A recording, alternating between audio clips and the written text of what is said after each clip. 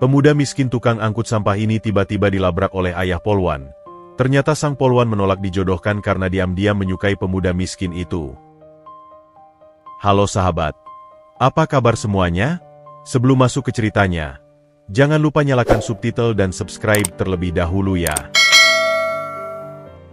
Kabut pagi masih menyelimuti kota ketika Putra, 28 tahun, sudah berdiri di depan gubuk kecilnya yang berdekatan dengan bantaran kali. Ia merogoh saku celananya yang sudah usang, mengambil kunci berkarat untuk membuka gembok gerobak sampahnya. Bunyi besi berderit memecah kesunyian subuh yang basah oleh embun. Semoga hari ini banyak sampah plastik yang bisa kujual, gumamnya lirih sambil menatap langit yang masih kelabu. Bau anyir sampah bercampur aroma tanah basah memenuhi udara, tapi bagi Putra, ini adalah aroma kehidupan yang sudah ia jalani selama 5 tahun terakhir.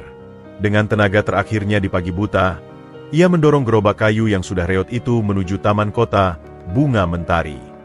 Roda gerobaknya berderit-derit di jalanan sepi, mengiringi langkah kakinya yang tertatih. Aduh, Pak Putra sudah berangkat lagi, sapa Bu Siti, tetangga tua yang sedang menyapu halaman. Iya, Bu. Seperti biasa, jawab Putra sambil tersenyum lemah. Hati-hati di jalan, Nak. Kasihan, masih muda sudah jadi tukang sampah, desis wanita tua itu. Putra hanya mengangguk. Hatinya tersayat namun tak mau menunjukkan betapa kata-kata itu melukainya. Sesampainya di taman, matanya langsung menatap lanskape yang sudah sangat ia kenal. Ada genangan air di bawah ayunan karena hujan semalam, dedaunan basah berserakan di sepanjang jalan setapak, dan beberapa kantong sampah liar yang dibuang orang tak bertanggung jawab. Astaga, kenapa selalu seperti ini setiap habis hujan? Keluhnya sambil menghela napas. Ia segera mengenakan sarung tangan karetnya yang sudah bolong di beberapa bagian, lalu mulai memunguti sampah-sampah yang berserakan. Tak lama kemudian, datanglah Pak Rudi, penjaga taman yang sudah sepuh. Wah, kamu rajin sekali, Putra. Baru jam 5:30 sudah sampai sini, katanya sambil menguap lebar. Harus, Pak. Kalau tidak, nanti taman jadi kumuh dan pengunjung tidak nyaman, jawab Putra sambil terus memunguti bungkus permen dan botol plastik. Hei, dengar-dengar kamu kemarin membantu membersihkan selokan di kampung Pak Lurah, tanya Pak Rudi penasaran. Putra mengangguk sambil tersenyum. Iya, Pak. Kebetulan lewat dan melihat selokan tersumbat. Kamu ini baik sekali. Padahal kamu tidak dibayar untuk itu, ujar Pak Rudi sambil menggeleng-geleng. Tidak apa-apa, Pak. Yang penting lingkungan kita bersih dan sehat, sahut Putra dengan mata berbinar. Saat ia sedang asyik membersihkan area sekitar bangku taman, tiba-tiba terdengar suara anak kecil menangis. Adik, kenapa? Tanya Putra dengan suara lembut. Bolaku jatuh ke selokan, isak anak kecil itu. Tanpa pikir panjang, Putra segera mendekati selokan yang penuh dengan lumpur hitam. Jangan khawatir, Nak. Om ambilkan, katanya sambil menjulurkan tangannya yang sudah penuh dengan luka dan kapalan ke dalam selokan yang bau. Beberapa saat kemudian, ia berhasil mengeluarkan bola kotor itu. Ini bolamu, cuci dulu ya sebelum main lagi, pesannya sambil memberikan bola tersebut. Terima kasih, Om, ujar anak itu riang sebelum berlari kembali ke orang tuanya. Sambil terus bekerja, pikirannya melayang kepada ibunya yang sedang terbaring sakit di gubuk mereka. Ibu pasti sudah bangun dan butuh bantuan, bisiknya dalam hati. Tapi ia harus menyelesaikan pekerjaannya dulu. Dengan semangat baru, ia mulai memilah-milah sampah plastik yang bisa dijual dan sampah organik yang akan dibuang ke tempat pembuangan akhir. Plastik ini mungkin bisa kujual Rp5.000, gumamnya sambil memperhatikan sekantung penuh botol aqua bekas. Matahari mulai naik, sinarnya menyembul di antara gedung-gedung tinggi kota. Putra duduk sebentar di bangku taman, mengusap keringat di dahinya. Dari kejauhan, ia melihat sosok yang sudah sangat dikenalnya, seorang polwan cantik dengan rambut terikat rapi yang sedang berolahraga pagi. Diana. Jantungnya berdebar-debar, seperti biasa setiap kali melihat wanita itu. Tapi ia cepat-cepat menunduk, merasa tidak pantas untuk memandangnya terlalu lama. Dia polwan cantik, aku hanya tukang angkut sampah, bisiknya pada diri sendiri, mencoba menenangkan hati yang sudah mulai bergejolak. Dengan perasaan campur aduk, ia kembali berdiri dan melanjutkan pekerjaannya. Gerobaknya sudah mulai penuh, tapi masih ada beberapa area yang harus dibersihkan. Sebentar lagi jam 7. Harus cepat selesai sebelum taman ramai pengunjung, desisnya sambil mempercepat langkah. Di tengah kesibukannya, ia tak menyadari bahwa dari balik pohon rindang, seseorang mengamatinya dengan penuh perhatian. Seseorang yang kelak akan mengubah hidupnya selamanya. Mobil patroli putih biru itu melambat tepat di seberang taman bunga mentari. Diana, 25 tahun, mematikan mesin, lalu dengan santai bersandar di joknya. Matanya, yang biasanya tajam mengawasi pelanggar lalu lintas, kini berubah lembut memandang ke arah sosok yang sedang asyik bekerja membersihkan sampah dedaunan. Ini sudah menjadi ritual paginya selama 3 bulan terakhir. Sebuah rahasia kecil yang ia simpan rapat-rapat dalam hatinya. Dia lagi membereskan selokan yang tersumbat kemarin. Gumam Diana dalam hati sambil memperhatikan putra yang menggulung lengan baju kaosnya yang lusuh. Tangannya yang berotot menggenggam cangkul kecil, membersihkan lumpur hitam yang menyumbat aliran air. Seharusnya dinas kebersihan yang mengerjakan ini, bukan dia. Tiba-tiba, radio di mobilnya berbunyi. Unit 07. Kondisi jalanan di wilayah Sudirman bagaimana? Diana segera menyambar handsetnya. Unit 07. Kondisi lancar. Saya sedang melakukan patroli di sekitar Taman Bunga Mentari. Jawabnya sambil matanya masih tertuju pada putra yang kini sedang membantu seorang ibu tua menyeberang. Kok sering banget akhir-akhir ini kamu patroli di sekitar taman, Dian? Tanya suara di seberang radio. Ternyata Reza, rekan kerjanya yang diam-diam menyukainya. Ah, biasa saja. Di sini banyak pelanggar lalu lintas yang parkir sembarangan. Jawab Diana cepat, berusaha menutupi kegelisahannya. Oh ya? Tadi saya lewat sana, sepi sekali. Sahut Reza penasaran. Kamu salah lihat saja. Oke, saya turun dulu. Ada yang perlu diperiksa. Potong Diana lalu meletakkan handset. Dia menarik napas dalam. Hampir saja rahasianya terbongkar. Dari balik kaca mobil, ia terus mengamati setiap gerak-gerik putra. Hari ini, pemuda itu mengenakan celana jeans biru yang sudah pudar warnanya dan kaos abu-abu yang terlihat longgar di badannya. Tapi yang selalu membuat Diana terpana adalah senyum tulus yang tak pernah lekang dari wajahnya, meski pekerjaannya begitu berat. Loh, kok dia seperti sedang mencari sesuatu? Bisik Diana ketika melihat putra memeriksa setiap keranjang sampah dengan cermat. Rupanya, ada seorang anak kecil yang menangis kehilangan dompetnya. Dengan sabar, putra mengobrak-abrik sampah di keranjang satu persatu, tanpa peduli bau dan kotoran yang menempel di tangannya. Pak polisi, ada apa? Tiba-tiba seorang pedagang asongan mengetuk kaca jendela mobilnya, membuat Diana kaget. Diam. Saya sedang mengawasi tersangka. Jawabnya cepat, berusaha mencari alasan. Oh, maaf, Pak Polisi. Saya kira butuh bantuan. Ujar pedagang itu lalu pergi. Diana menghela napas lega. Ia kembali memusatkan perhatian pada putra yang kini sedang berbicara dengan anak kecil itu. Tenang saja, nak. Dompetnya ketemu. Coba lihat, uangnya masih lengkap kan? Kata putra sambil menyeka keringat di dahinya dengan lengan baju. Iya, Om. Terima kasih banyak. Seru anak itu riang. Sama-sama. Lain kali hati-hati ya. Jawab putra sambil mengelus kepala anak itu. Seketika, hati Diana berdesir aneh. Ia teringat kata-kata ayahnya semalam. Kamu harus menikah dengan orang yang sederajat, Diana. Jangan sampai kamu memilih seseorang yang akan menurunkan status keluarga kita.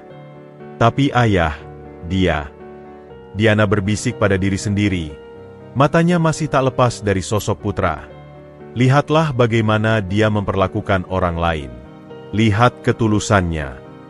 Tiba-tiba, pandangannya tertuju pada tangan putra yang terluka. Dia pasti kesakitan, gumamnya dengan perasaan khawatir.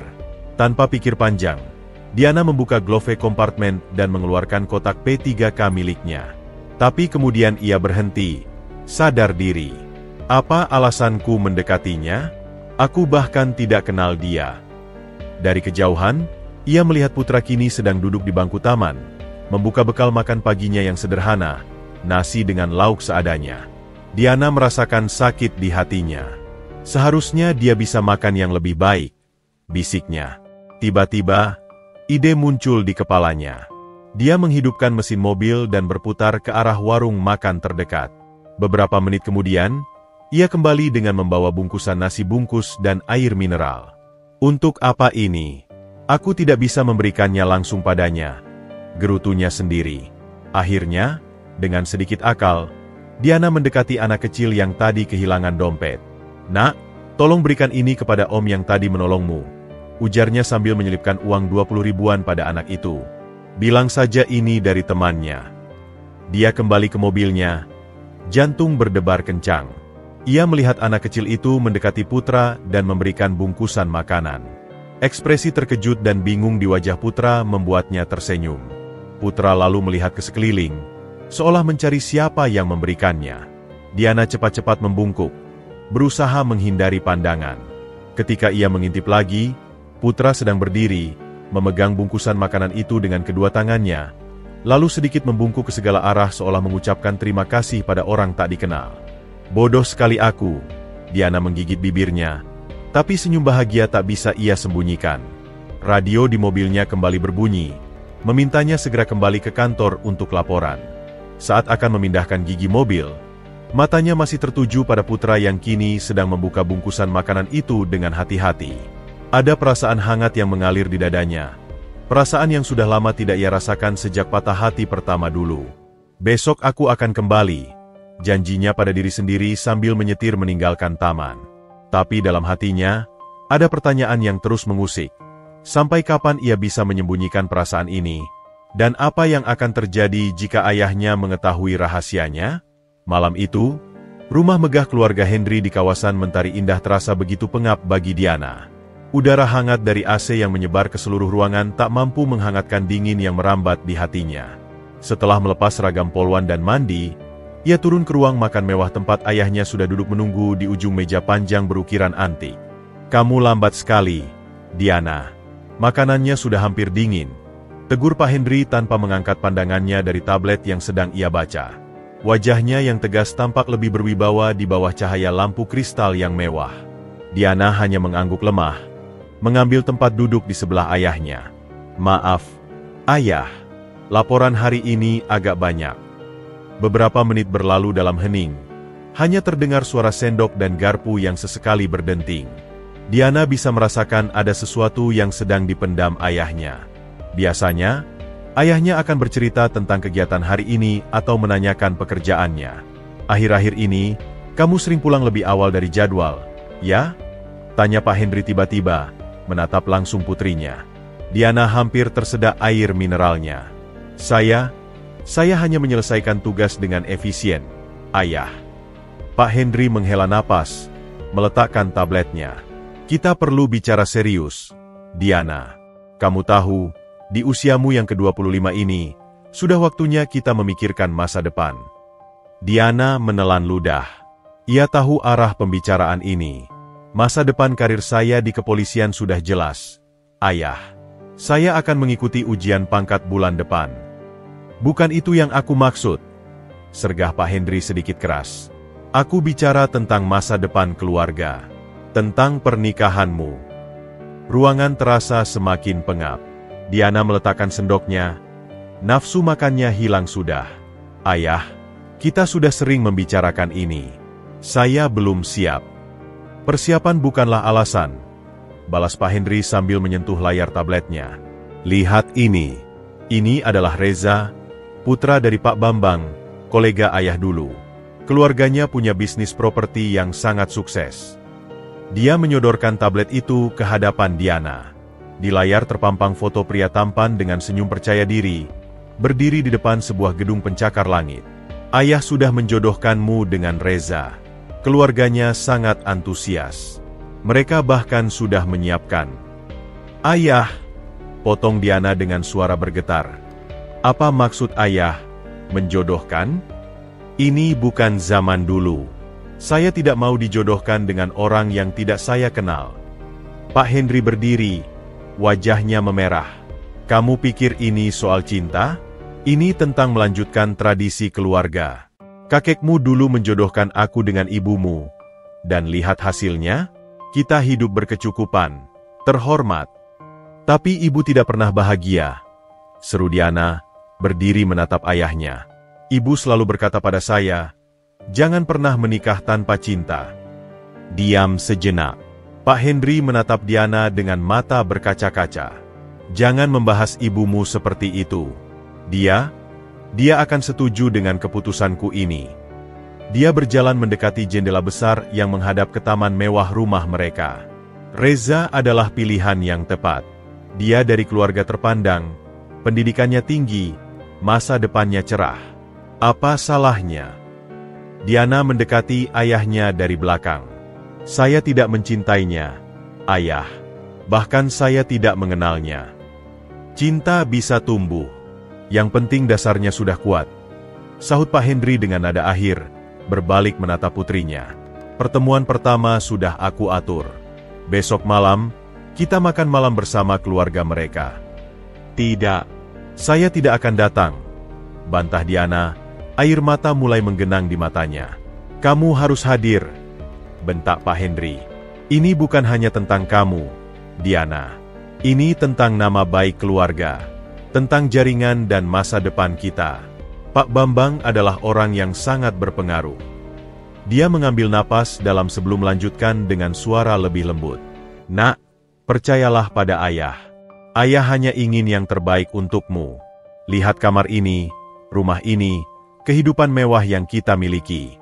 Apakah kamu rela melepas semua ini untuk cinta? Ujarnya dengan nada sinis. Diana mengusap air matanya. Ayah, saya punya perasaan pada orang lain. Seketika wajah Pak Henry berubah. Siapa? Siapa dia? Apakah dia perwira? Atau dari keluarga pengusaha? Diana menunduk, tak sanggup menjawab. Bagaimana mungkin ia mengakui bahwa pria yang diam-diam disukainya adalah seorang tukang angkut sampah? Tidak bisa dikatakan belum saatnya. Jawabnya lemah. Ha! Pak Henry tertawa getir. Berarti dia tidak pantas. Kalau dia memang dari kalangan terpandang, kamu pasti akan sebut namanya dengan bangga. Ayah tidak mengerti. Tidak, kamulah yang tidak mengerti, potong Pak Henry. Besok malam jam 7. Kamu akan berpakaian terbaik dan menemui Reza dengan sopan. Ini bukan pilihan, Diana. Ini kewajiban. Dia berjalan menuju pintu, lalu berhenti. Dan lupakan pria misteriusmu itu. Siapapun dia, ayah tidak akan pernah menyetujui hubungan yang tidak seimbang. Pintu tertutup dengan keras, meninggalkan Diana sendirian di ruang makan mewah yang tiba-tiba terasa seperti penjara. Dia terjatuh di kursinya, menatap foto Reza di tablet. Wajah tampan itu terasa seperti topeng yang menutupi penderitaan yang akan datang. Dia memandang keluar jendela, ke arah kota yang diterangi lampu-lampu. Di suatu tempat di luar sana, ada seorang pemuda dengan senyum tulus yang mungkin sedang beristirahat setelah seharian bekerja keras. Andai saja ayahnya mengerti bahwa kebahagiaan tidak bisa diukur dari gengsi atau kekayaan. Putra, bisiknya lirih. Nama itu terasa begitu asing sekaligus akrab di bibirnya. Apa yang harus kulakukan? Malam semakin larut, tapi Diana tahu, pertempuran barunya baru saja dimulai. Pertempuran antara kewajiban dan hati nurani, antara tradisi dan cinta sejati. Pagi itu, kabut tipis masih menyelimuti Taman Bunga Mentari ketika Diana tiba dengan mobil patrolinya. Matanya langsung mencari sosok yang sudah ia nantikan sejak kemarin. Tapi hari ini, ada yang berbeda di hatinya. Percakapan dengan ayahnya semalam membuat langkahnya terasa berat, namun sekaligus memicu tekad yang lebih kuat. Dia harus minum yang lebih dari air keran itu, gumam Diana sambil memandang putra yang sedang mengusap keringat dengan lengan baju, lalu minum dari botol plastik bekas yang diisi ulang. Diana memarkir mobilnya agak jauh dari biasanya. Tangannya gemetar saat mengambil botol air mineral dingin yang sengaja ia beli dari minimarket. Ini bukan lagi sekadar perhatian biasa. Ini adalah pemberontakan kecilnya terhadap takdir yang sedang dirajut ayahnya. Dari mana aku harus mulai? Batinnya gelisah. Aku tidak bisa langsung mendekat begitu saja. Dia pasti akan curiga. Saat itu, pandangannya tertangkap pada seorang ibu tua yang sedang kesulitan mendorong kereta belanjaan berisi sayuran. Ibu itu terjatuh. Sayurannya berserakan. Dengan sigap, putra yang sedang membersihkan selokan segera berlari membantu. Ini kesempatanku, desis Diana. Dengan cepat ia turun dari mobil, mendekati tempat kejadian sambil berusaha tetap tenang. "Bu, ada yang bisa saya bantu?" tanya Diana sambil membantu mengumpulkan sayuran yang berserakan. "Oh, terima kasih, Bu Polwan," ujar ibu tua itu, masih terengah-engah. Putra yang sedang membantu mengangkat kereta belanja terkejut melihat kehadiran Diana. Matanya membesar, lalu dengan cepat ia menunduk, seolah malu. Saya lanjutkan kerja saya, Bu," kata Putra hendak pergi. "Tunggu," seru Diana tanpa berpikir panjang. Kamu pasti haus. Ini, minum dulu." Dia menyodorkan botol air mineral itu. Tangannya gemetar ringan. Putra terkesima. Melihat botol air kemudian menatap wajah Diana yang tersipu. "Tidak usah, Bu Polwan. Saya sudah bawa minuman," jawab Putra sambil menunjukkan botol plastik bekasnya. "Air putih dingin lebih segar," sahut Diana, tetap menyodorkan botolnya. "Lagi pula, kamu sudah bekerja keras membantu ibu ini." Ibu tua itu tersenyum melihat interaksi mereka. "Terimalah, Nak. Kasihan Bu Polwan baik sekali." Dengan ragu-ragu, Putra menerima botol itu. Jarinya tidak sengaja menyentuh tangan Diana, membuat keduanya tersentak. Terima kasih, Bu Polwan," ucap Putra sambil menunduk. "Sama-sama," jawab Diana, hatinya berdebar kencang. "Nama saya Diana. Kamu?" "Putra, Bu." Tapi kenapa Bu Polwan memberi saya minum?" tanyanya penasaran. Diana tersipu. "Saya sering melihat kamu bekerja di sini. Selalu rajin dan baik hati pada semua orang. Kamu layak dapat apresiasi." Mata Putra berbinar. Senyum kecil mengembang di bibirnya. "Ini pekerjaan saya, Bu Diana. Saya senang bisa membuat taman ini bersih untuk semua orang." Percakapan mereka terputus ketika radio di pinggang Diana berbunyi. "Unit 07, laporkan posisi." Diana cepat-cepat mengambil radio. "Unit 07 di Taman Bunga Mentari. Segera kembali ke base." Dia menatap Putra dengan sedih. "Saya harus pergi." "Terima kasih lagi untuk airnya, Bu Diana," ucap Putra sambil mengangkat botol yang masih tertutup rapat.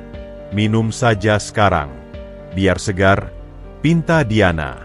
Dengan patuh, Putra membuka botol itu dan meneguk isinya. "Wah, dingin sekali. Enak." Senyum lega merekah di wajah Diana. "Sampai jumpa, Putra." "Sampai jumpa, Bu Diana." Diana berbalik dan berjalan cepat ke mobilnya. Tapi sebelum masuk, ia mendengar teriakan Putra. "Bu Diana." Dia menengok. "Ya.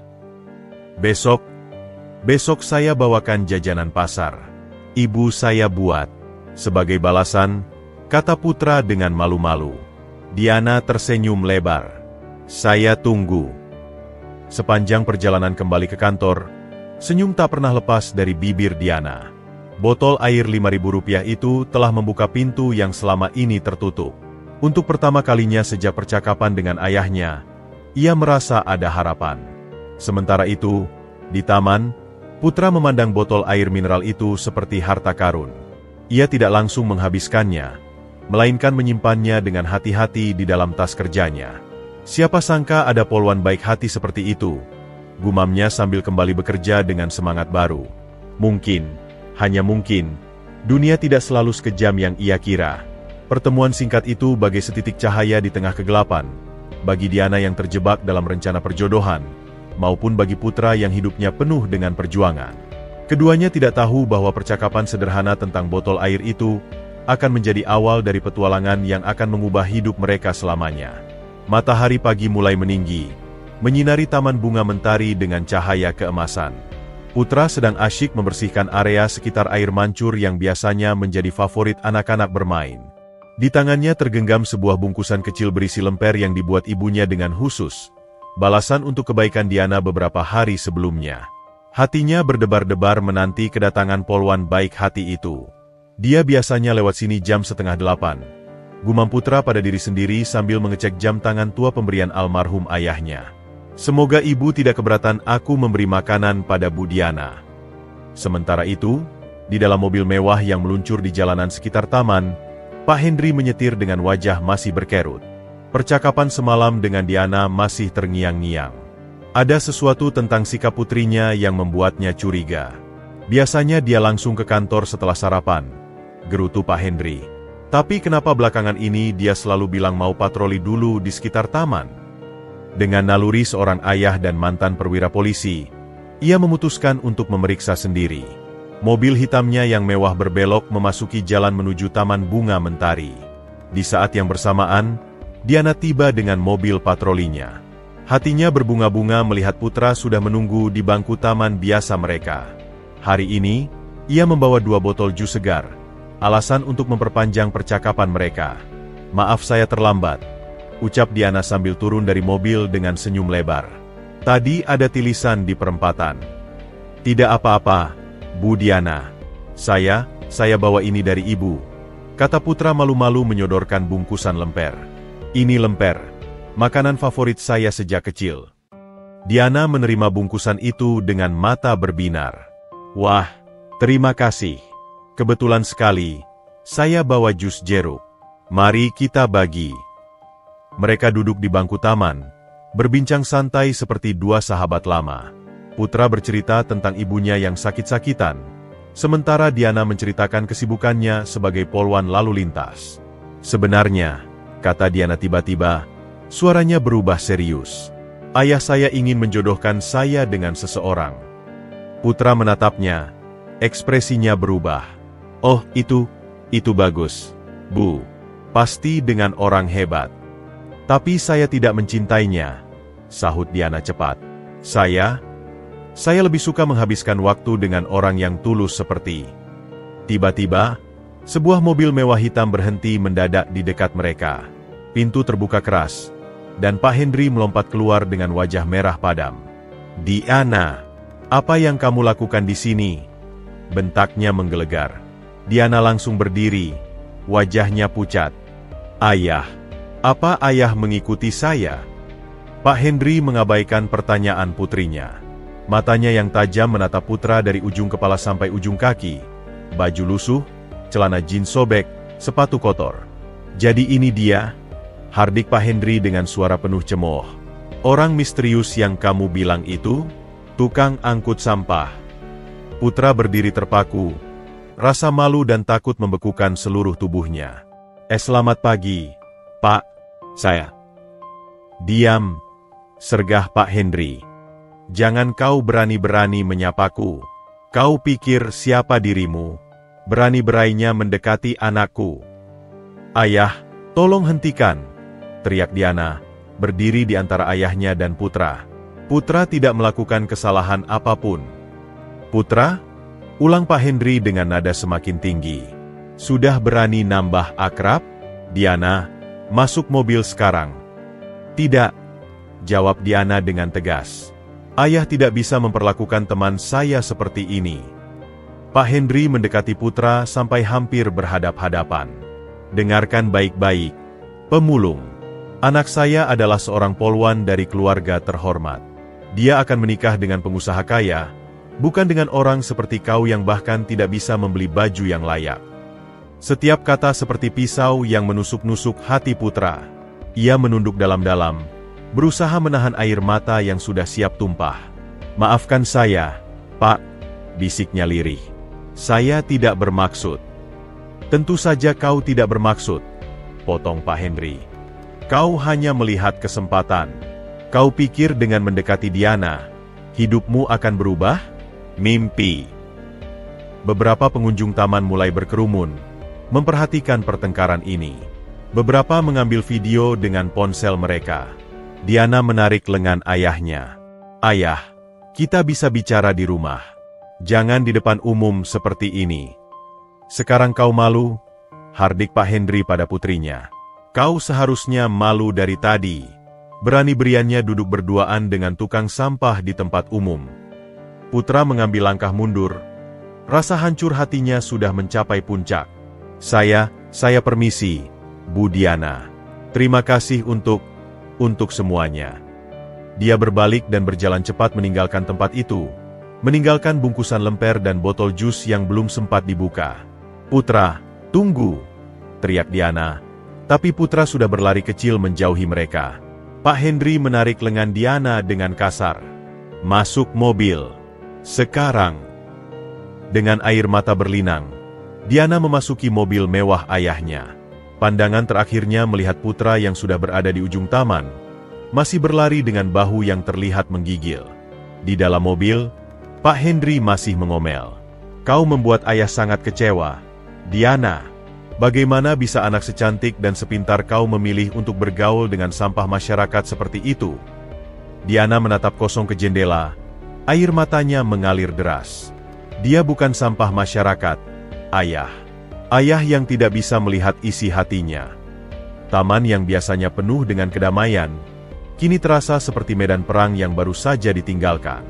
Bangku tempat Diana dan Putra duduk tadi kini sepi, hanya menyisakan kenangan pahit tentang bagaimana sebuah pagi yang indah bisa berubah menjadi bencana dalam sekejap. Mobil mewah Pak Henry meluncur deras meninggalkan Taman Bunga Mentari, meninggalkan awan debu dan luka di hati dua manusia muda. Diana duduk membeku di kursi penumpang. Tangannya masih menggenggam erat bungkusan lemper pemberian Putra yang tak sempat mereka cicipi bersama.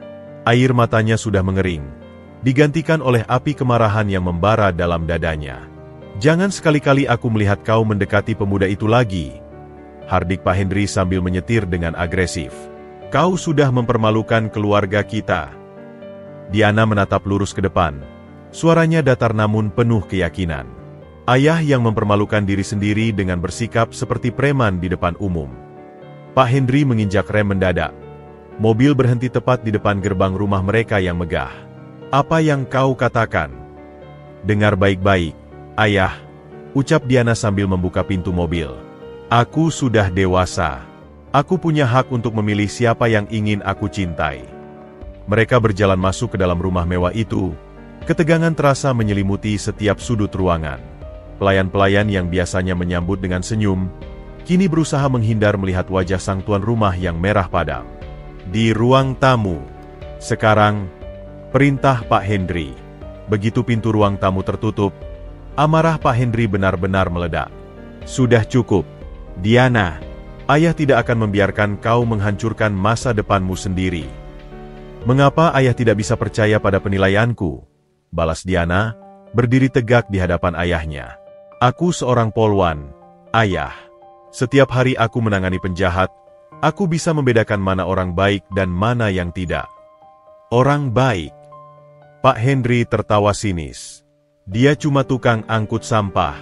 Apa yang bisa kau harapkan darinya? Bisakah dia memberimu kehidupan yang layak? Bisakah dia membeli rumah seperti ini? Mobil seperti yang kita punya? Kebahagiaan tidak diukur dari materi, ayah. Omong kosong. Bentak Pak Henry hingga jendela bergetar. Kamu hidup dalam dunia fantasi, Diana. Cinta tidak bisa mengisi perut. Cinta tidak bisa membayar sekolah anak-anakmu nanti. Diana menarik napas dalam, matanya berbinar dengan tekad baja. Baiklah, kalau ayah ingin tahu kebenarannya, aku akan katakan. Aku mencintai Putra. Keheningan menyergap ruangan itu. Pak Henry terkesima. Wajahnya berubah dari marah menjadi tidak percaya.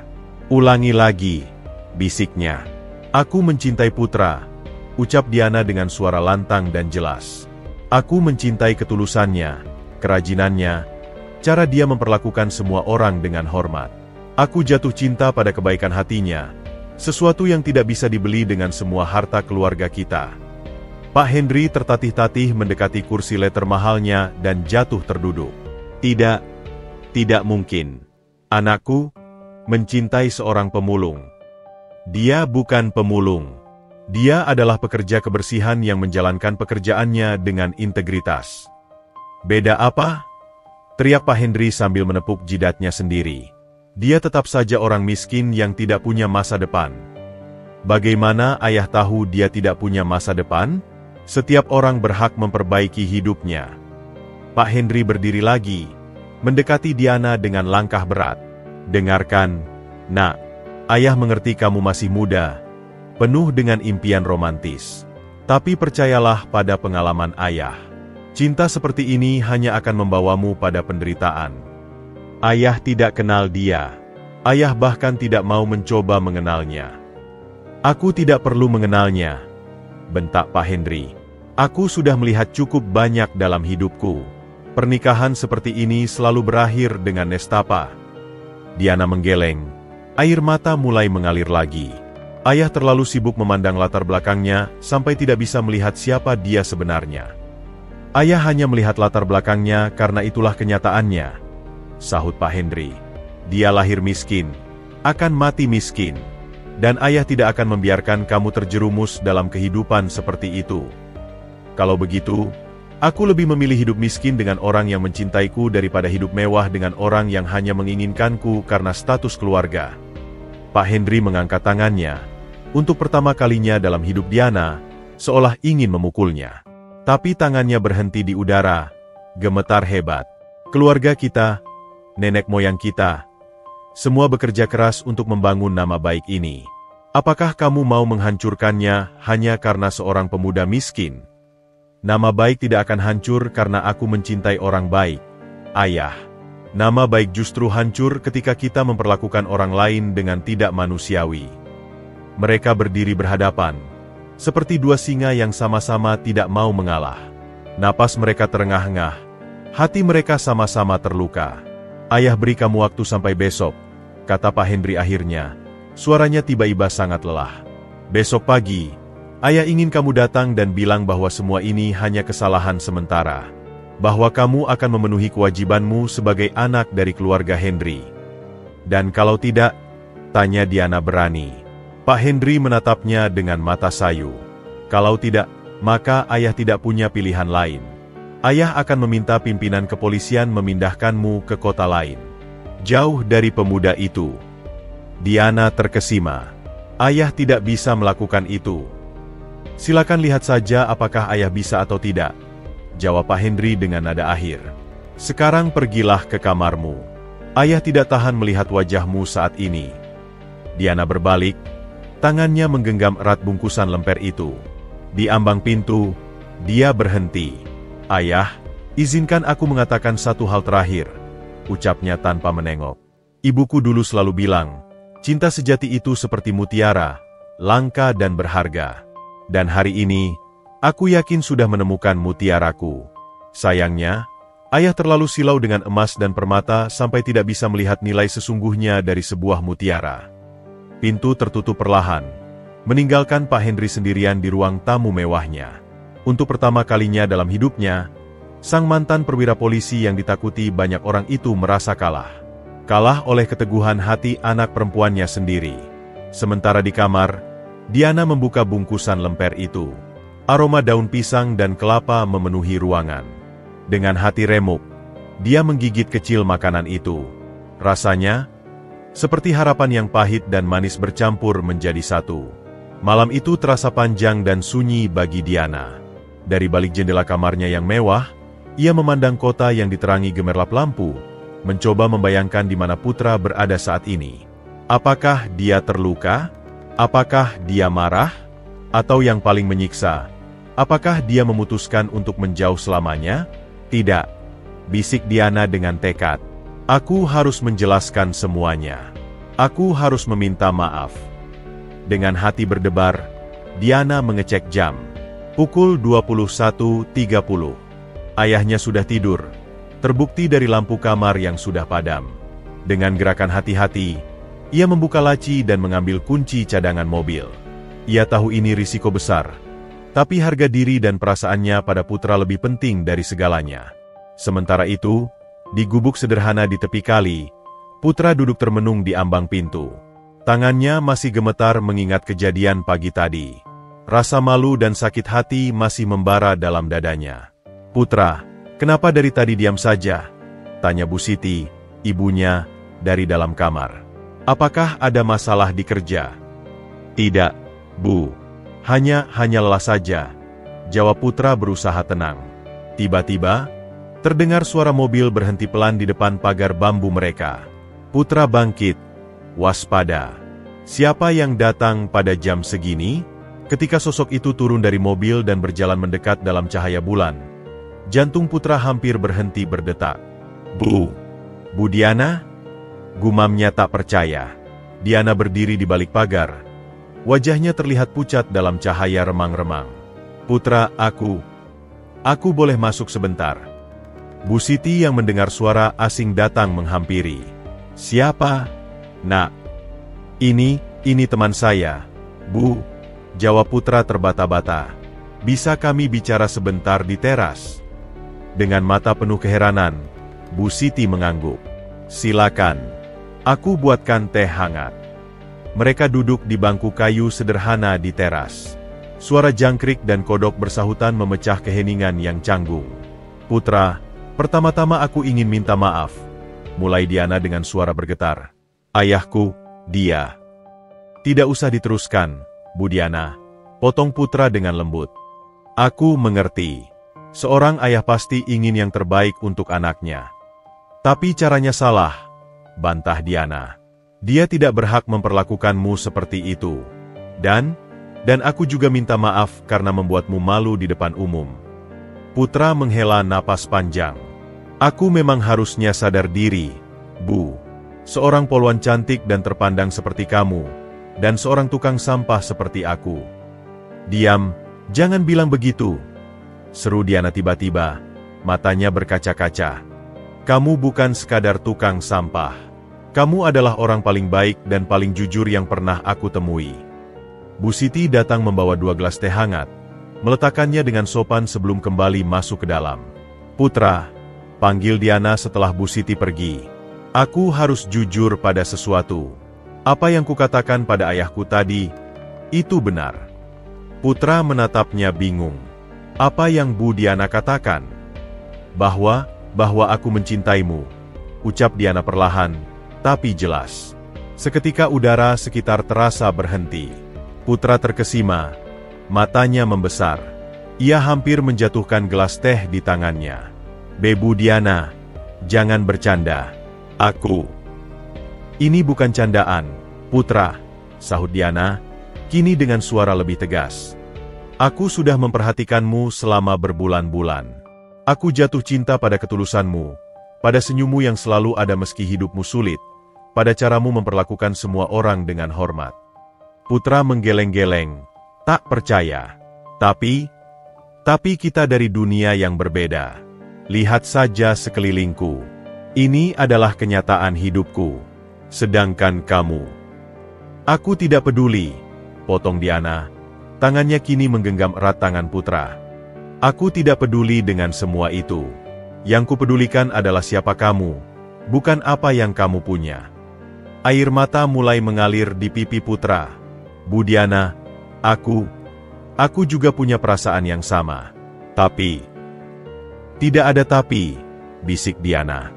Aku tahu ini tidak akan mudah. Ayahku akan melakukan segala cara untuk memisahkan kita.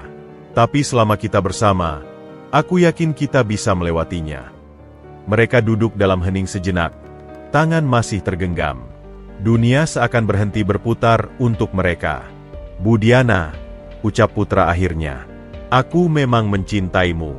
Tapi aku tidak ingin menjadi beban dalam hidupmu. Aku tidak ingin kamu harus berkorban segalanya untukku.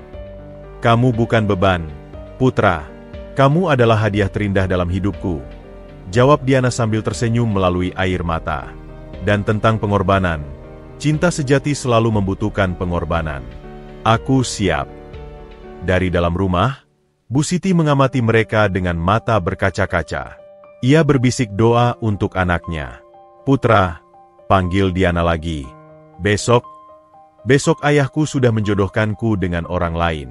Keluarga pengusaha kaya. Putra menunduk, hancur. Lalu, apa yang akan Bu Diana lakukan? Aku akan menolak. Tapi aku butuh kekuatan darimu. Janjikan padamu akan tetap kuat. Tidak peduli apa yang ayahku lakukan. Tapi, janji, Putra, pinta Diana dengan nada mendesak. Putra menarik napas dalam. Matanya kini penuh tekad. Baik, aku janji akan tetap kuat. Tapi kamu juga harus janji padaku. Jika suatu hari nanti kamu merasa ini terlalu berat, katakan saja. Aku akan mengerti. Diana menggeleng. Itu tidak akan terjadi. Sekarang, Aku harus pergi sebelum ayahku menyadari kepergianku. Mereka berdiri, masih enggan melepas tangan yang tergenggam. Besok pagi, aku akan ke taman seperti biasa, bisik Putra. Aku akan menunggumu. Dan aku akan datang, jawab Diana. Selalu. Sebelum pergi, Diana memberikan sesuatu pada Putra, sebuah liontin kecil berbentuk hati. Ini pemberian almarhum ibuku. Simpanlah, sebagai janji kita. Setelah Diana pergi, Putra berdiri lama di teras, memandang liontin kecil di tangannya. Bu Siti datang mendekat, meletakkan tangan di bahu anaknya. Nak, dia gadis yang baik. Tapi hati-hati, dunia tidak selalu berpihak pada cinta seperti kalian. Putra memandang bintang-bintang di langit. Aku tahu, Bu. Tapi untuk Diana, aku rela menghadapi apapun. Janji telah diucapkan, hati telah disatukan. Meski badai pasti akan datang, malam ini mereka telah menanam benih cinta yang tidak akan mudah tercabit oleh angin sekuat apapun. Pagi itu, suasana rumah keluarga Henry bagai diselimuti kabut tebal. Diana turun untuk sarapan dengan mata sedikit bengkak. Sisa dari tangisan dan kurang tidur semalaman. Pak Henry sudah duduk di kepala meja, koran pagi terbentang di tangannya, tapi matanya tajam mengawasi setiap gerak-gerik putrinya. Kamu kok diam sekali, Dian? Tanya Pak Henry sambil menyimpan korannya. Sudah pikirkankah keputusanmu? Diana mengambil sesuap nasi, menatap ayahnya dengan tenang. Keputusanku tidak berubah, Ayah. Aku tidak akan menikah dengan Reza. Wajah Pak Henry berkerut. Kamu masih membandel? Baik. Kalau begitu kita akan tetap makan malam dengan keluarga mereka hari ini. Biar mereka yang mendengar langsung penolakanmu. Ayah, untuk apa memaksakan pertemuan yang sia-sia? Karena ini soal harga diri. Diana! Bentak Pak Henry sambil menepuk meja. Keluarga mereka sudah meluangkan waktu. Dan ayah ingin kamu melihat sendiri bagaimana kehidupan yang sebenarnya bisa kamu dapatkan. Sore harinya, Diana dipaksa mengenakan gaun mewah yang membuatnya merasa seperti boneka yang didandani. Di depan cermin besar di kamarnya, ia memandangi sosoknya yang berbalut sutra merah marun, tapi yang terbayang justru senyum hangat Putra di taman. Bu Diana, Bapak sudah menunggu di bawah, ujar Sari, asisten rumah tangga mereka, dengan wajah penuh simpati. Mobil mewah mereka meluncur menuju hotel bintang 5 tempat pertemuan diatur. Diana duduk kaku, menatap luar jendela sambil jarinya memainkan liontin kecil pemberian ibunya yang sekarang ada pada Putra. Lihatlah, Diana, ucap Pak Henry tiba-tiba. Lihat kehidupan yang bisa menjadi milikmu. Bandingkan dengan gubuk reot dan bau sampah yang kemarin kau kunjungi. Diana hanya diam, menyimpan semua protes dalam hati. Sesampainya di restoran mewah hotel, keluarga Reza sudah menunggu.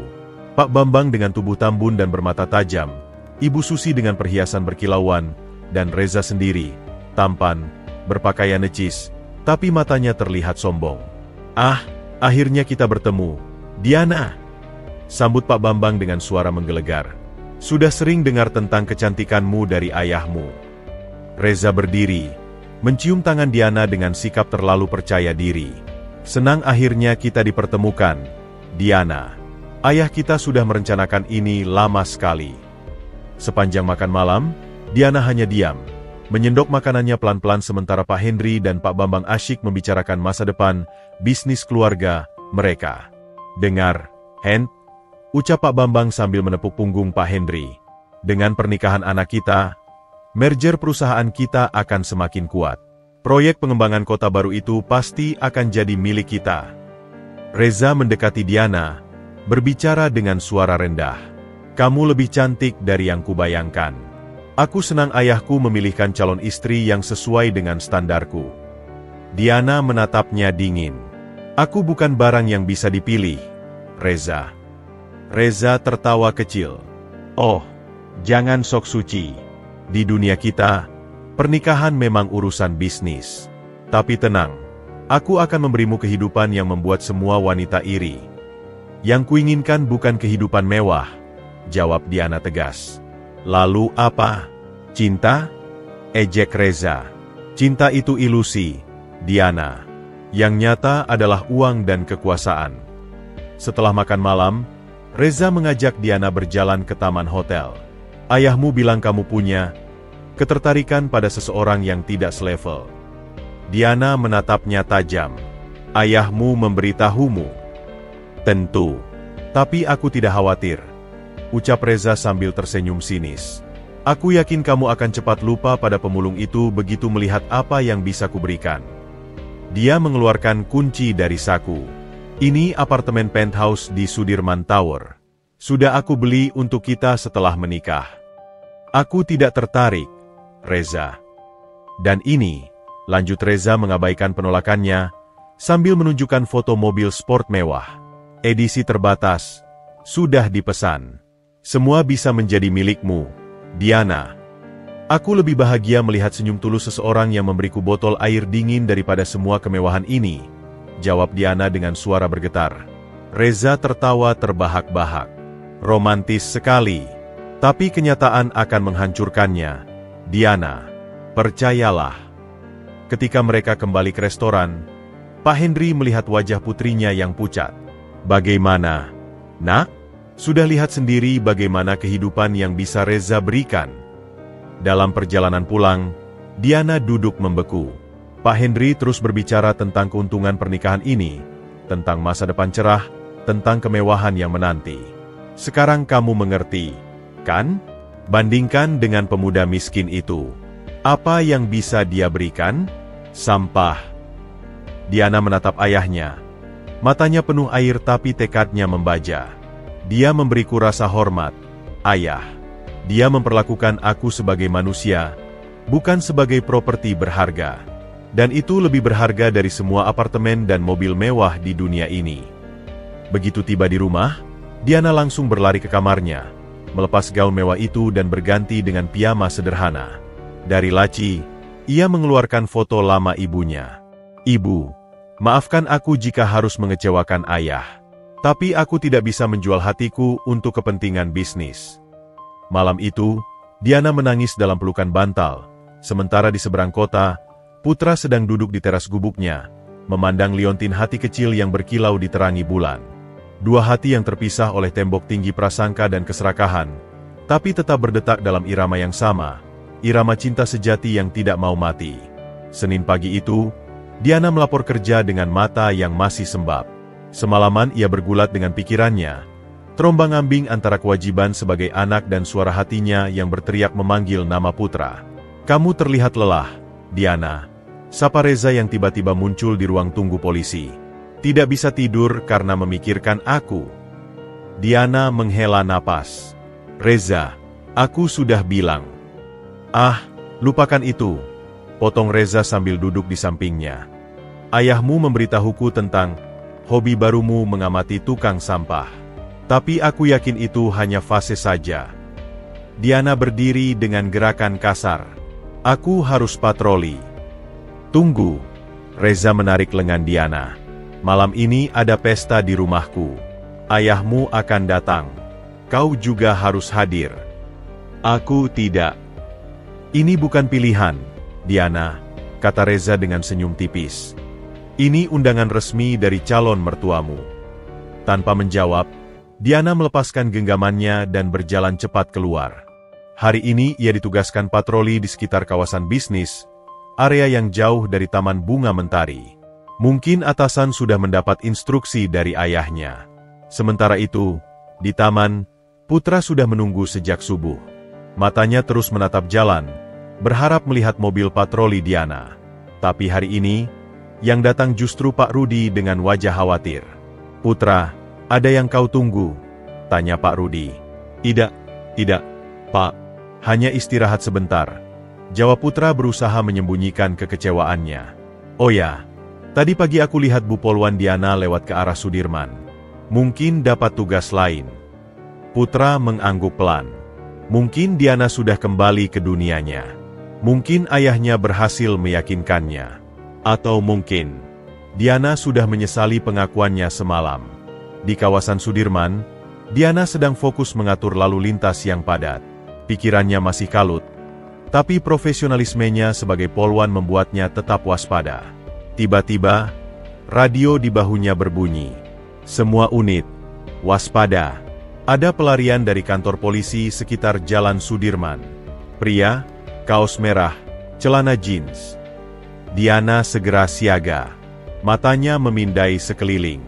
Beberapa saat kemudian, ia melihat kerumunan orang berhamburan dan seorang pria berlari dengan panik mengenakan kaos merah. "Berhenti! Polisi!" teriak Diana sambil mengejar. Pria itu berlari lebih cepat, menerobos lampu merah. Diana mengejarnya dengan sigap, mengabaikan suara klakson mobil yang membahana. "Diam! Aku tidak bersalah!" teriak pria itu sambil terus berlari. Tiba-tiba, dari arah samping, sebuah motor melaju kencang. Diana tidak sempat menghindar. Bruk! Tubuhnya terlempar beberapa meter. Kepala membentur aspal dengan keras. Dunia di sekelilingnya tiba-tiba menjadi gelap.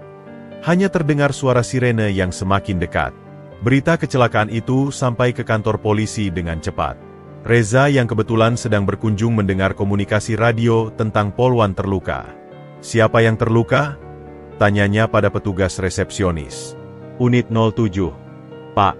"Diana." Wajah Reza pucat. Ia segera menelepon Pak Hendri. "Pak, Diana kecelakaan saat bertugas. Dibawa ke RS Polri." Sementara itu, di taman, telepon genggam Putra berbunyi. Ia terkejut melihat nomor yang tidak dikenal. "Halo, Putra, ini Bu Siti, teman Diana dari kantor polisi." Diana kecelakaan. Dia tadi bilang padaku jika ada apa-apa, harus menghubungimu." Putra merasa dunia berhenti berputar. "Kecelakaan? Di mana? Bagaimana keadaannya?" "Di RS Polri. Katanya tidak parah, tapi masih pingsan. Aku pikir kau ingin tahu." Tanpa pikir panjang, Putra berlari meninggalkan pekerjaannya. "Terima kasih, Bu. Aku segera ke sana." Di rumah sakit, Pak Hendri sudah berada di samping tempat tidur Diana yang masih tidak sadarkan diri. Dokter mengatakan ia mengalami gegar otak ringan dan luka-luka di sekujur tubuh. "Anakku, anakku," isak Pak Hendri sambil menggenggam tangan Diana. Reza datang dengan wajah cemas. "Bagaimana keadaannya, Pak?"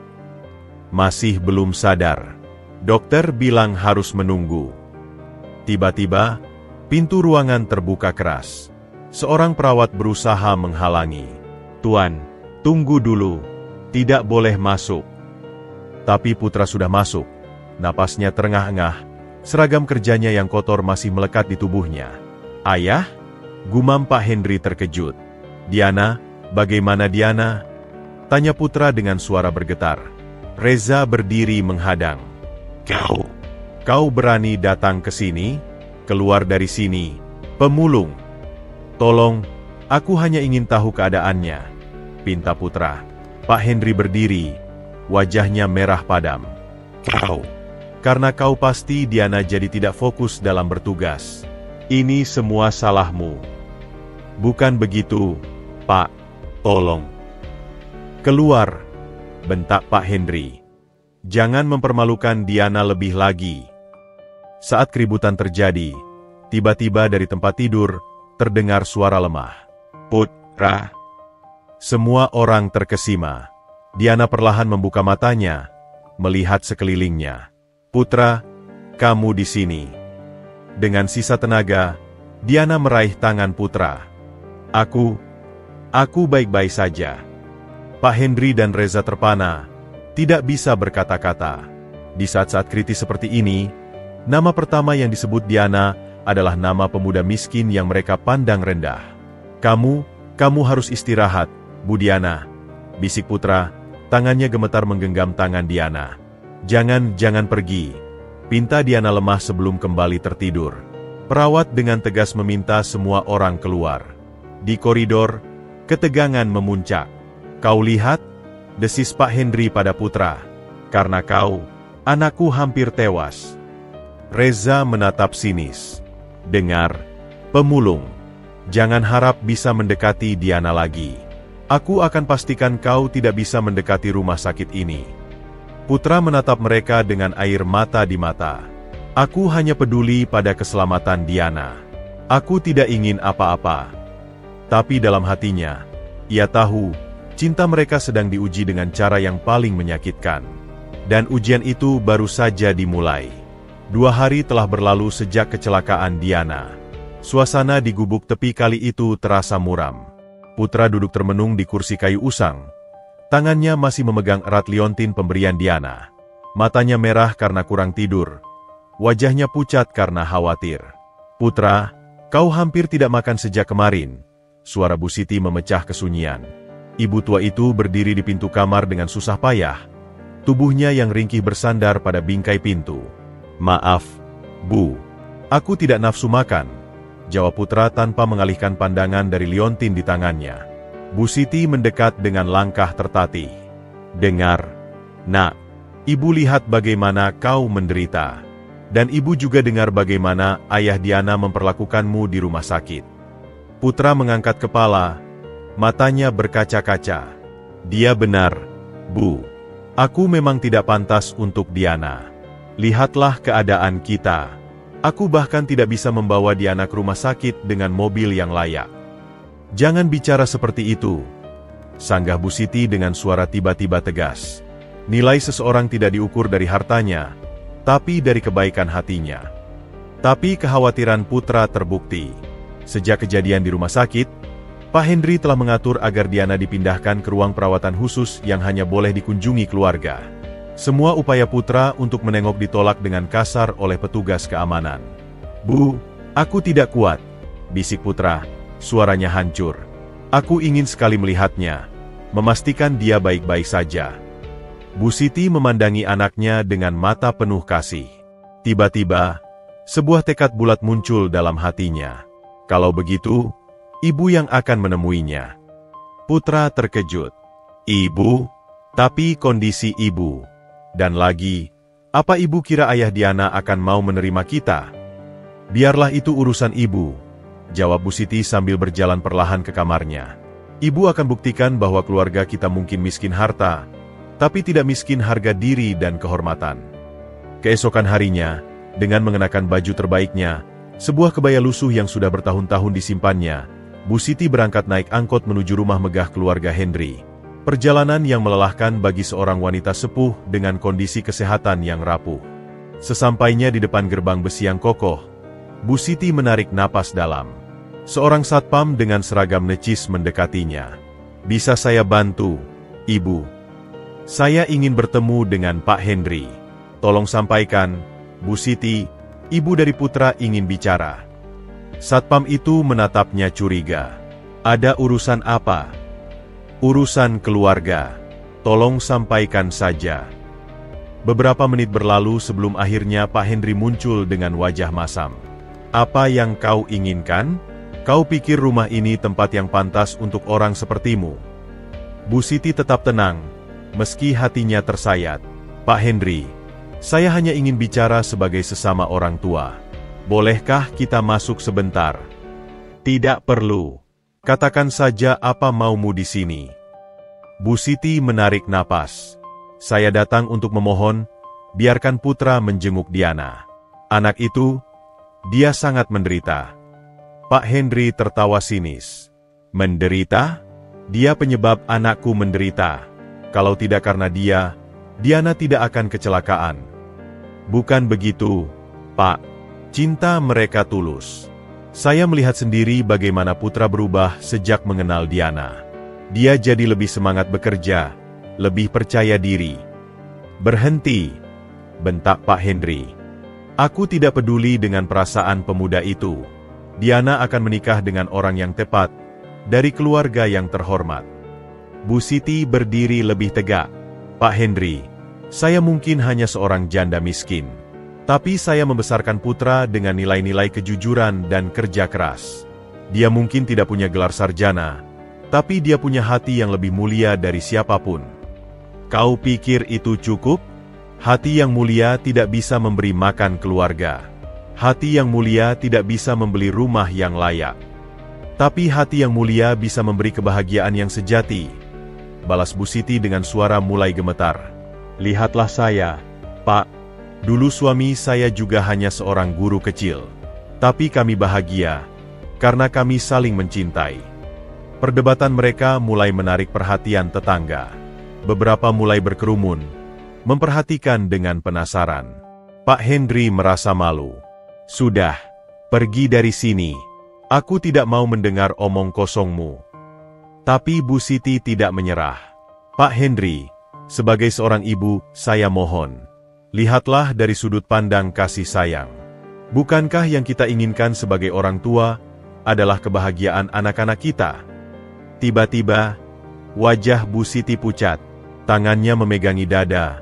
Napasnya mulai tersengal-sengal. Apa yang? Kata Pak Henry mulai khawatir.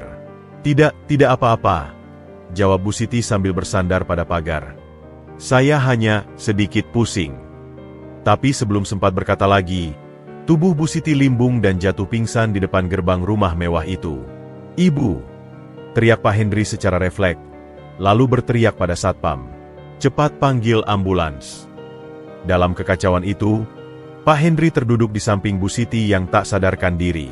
Untuk pertama kalinya, ia melihat dengan jelas keriput di wajah wanita tua itu, tangan yang penuh kapalan, pakaian yang meski bersih tapi sudah sangat lusuh.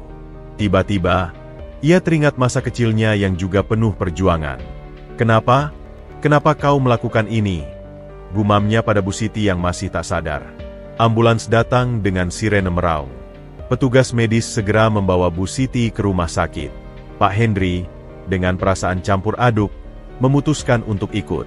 Di rumah sakit, dokter menyatakan Bu Siti mengalami kelelahan akut dan tekanan darah tinggi. Kondisinya lemah. Seharusnya tidak melakukan perjalanan jauh atau tekanan emosi. Saat Bu Siti siuman, ia melihat Pak Henry masih duduk di samping tempat tidurnya.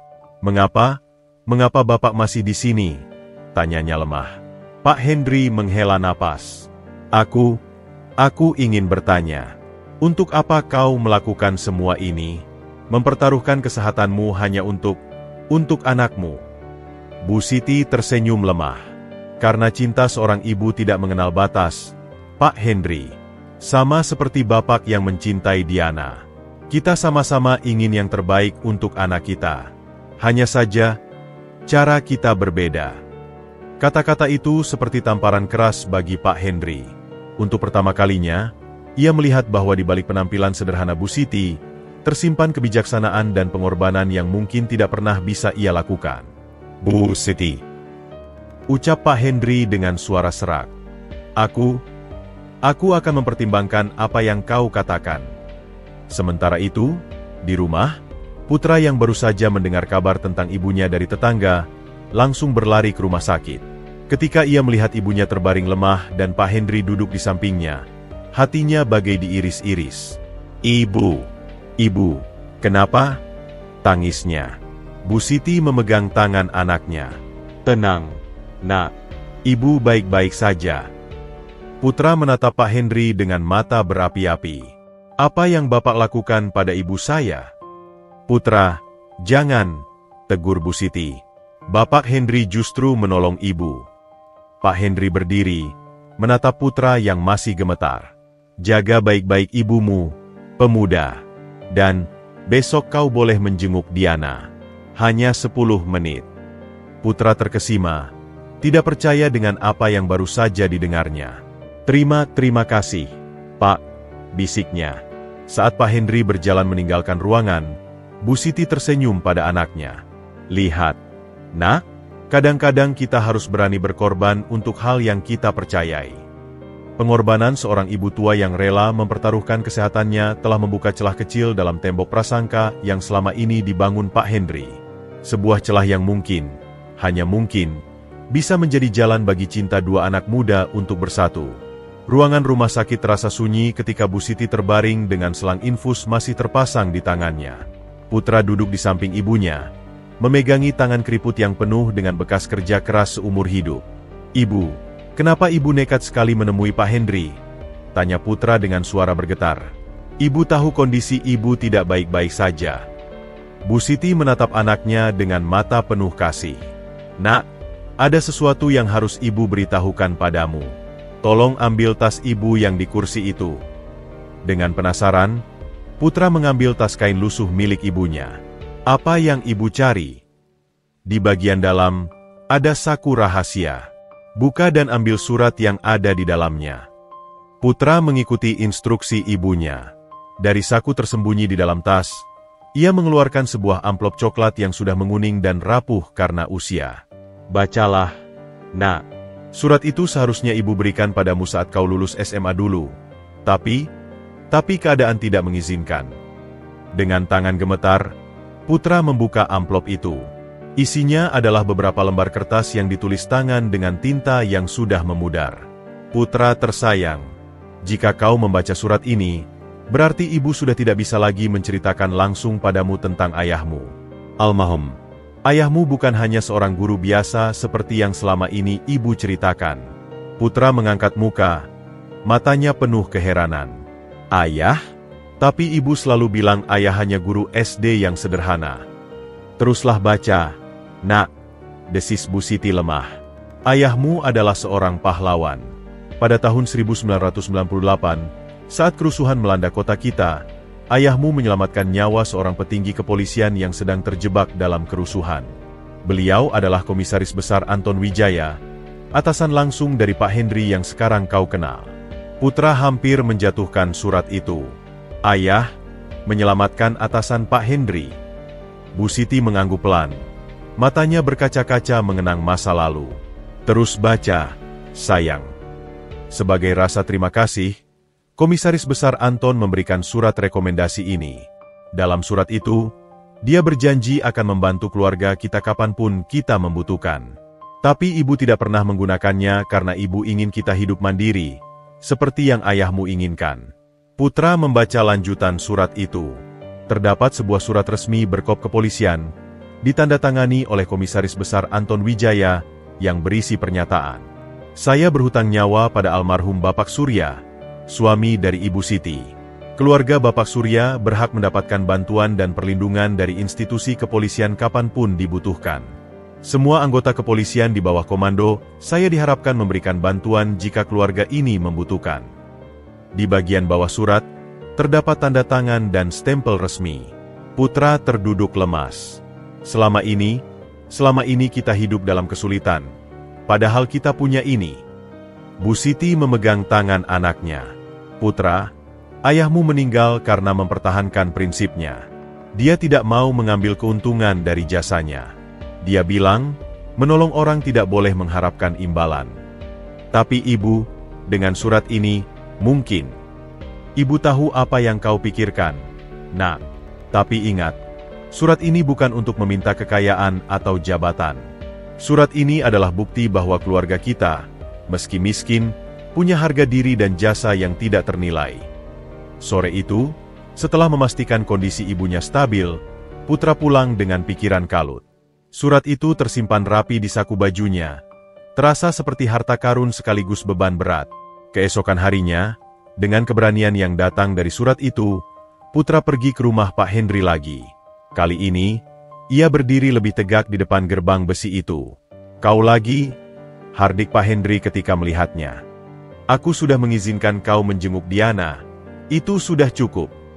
Pak Hendri, ucap Putra dengan suara tenang tapi tegas. Saya tidak datang untuk memohon izin menjenguk Diana. Saya datang untuk menunjukkan sesuatu pada Bapak. Dengan tangan sedikit gemetar, Putra mengeluarkan surat kuning itu. Apakah Bapak mengenali tanda tangan dan stempel ini? Pak Hendri mengambil surat itu. Matanya membesar ketika melihatnya. Ini tanda tangan Komisaris Besar Anton. Dari mana kau dapatkan ini? Almarhum ayah saya adalah orang yang menyelamatkan nyawa Komisaris Besar Anton saat kerusuhan 1998. Surat ini adalah bukti pengakuan dan janji beliau kepada keluarga kami. Wajah Pak Hendri berubah drastis. Dari marah menjadi terkejut, lalu tidak percaya. Tidak mungkin, kamu anak Pak Surya? Guru yang... Ya, Pak, ayah saya, Surya, yang menurut cerita Komisaris Besar Anton, berani menghadapi para perusuh sendirian untuk menyelamatkan beliau. Pak Hendri terdiam lama, matanya tak lepas dari surat itu. Tangannya gemetar. Selama ini aku memperlakukanmu dengan hina. Padahal ayahmu adalah pahlawan bagi atasan dan mentorku. Putra menghela napas. Saya tidak menunjukkan surat ini untuk menyombongkan diri, Pak. Saya hanya ingin Bapak tahu bahwa keluarga saya mungkin miskin secara materi, tapi tidak miskin nilai-nilai kehormatan dan keberanian. Pak Henry memandang Putra dengan cara yang sama sekali berbeda. Sekarang, ia tidak lagi melihat seorang pemuda miskin, tapi melihat keturunan seorang pahlawan. Masuklah, ucap Pak Henry akhirnya. Suaranya serak. Ayo kita bicara dengan baik-baik.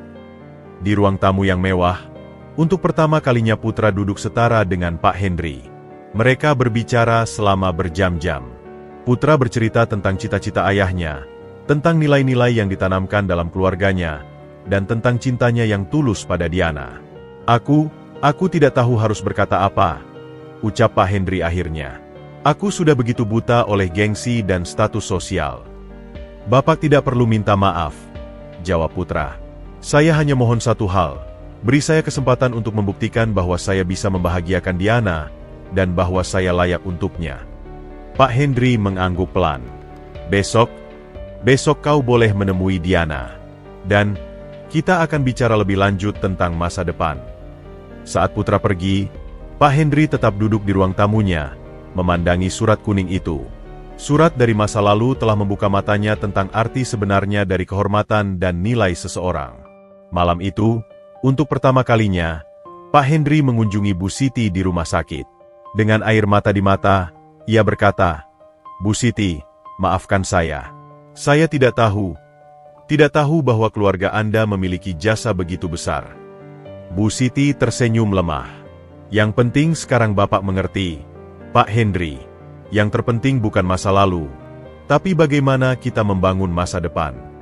Surat dari masa lalu tidak hanya mengungkap rahasia keluarga, tapi juga menjadi kunci yang membuka pintu hati yang selama ini terkunci oleh prasangka dan kesombongan.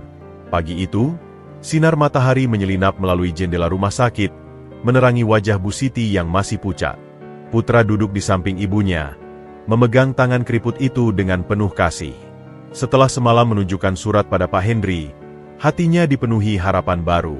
"Ibu, mungkin kali ini keadaan akan berubah," ucap Putra penuh semangat. Pak Henry akhirnya mau mendengarkan. Bu Siti memandangi anaknya dengan tatapan bijak. "Hati-hati, Nak. Orang seperti Pak Henry tidak mudah berubah. Surat itu mungkin membuatnya menghormati kita, tapi belum tentu membuatnya menerima cintamu pada Diana." Tak lama kemudian, telepon Putra berdering. Dari layar terpampang nomor yang tidak dikenal.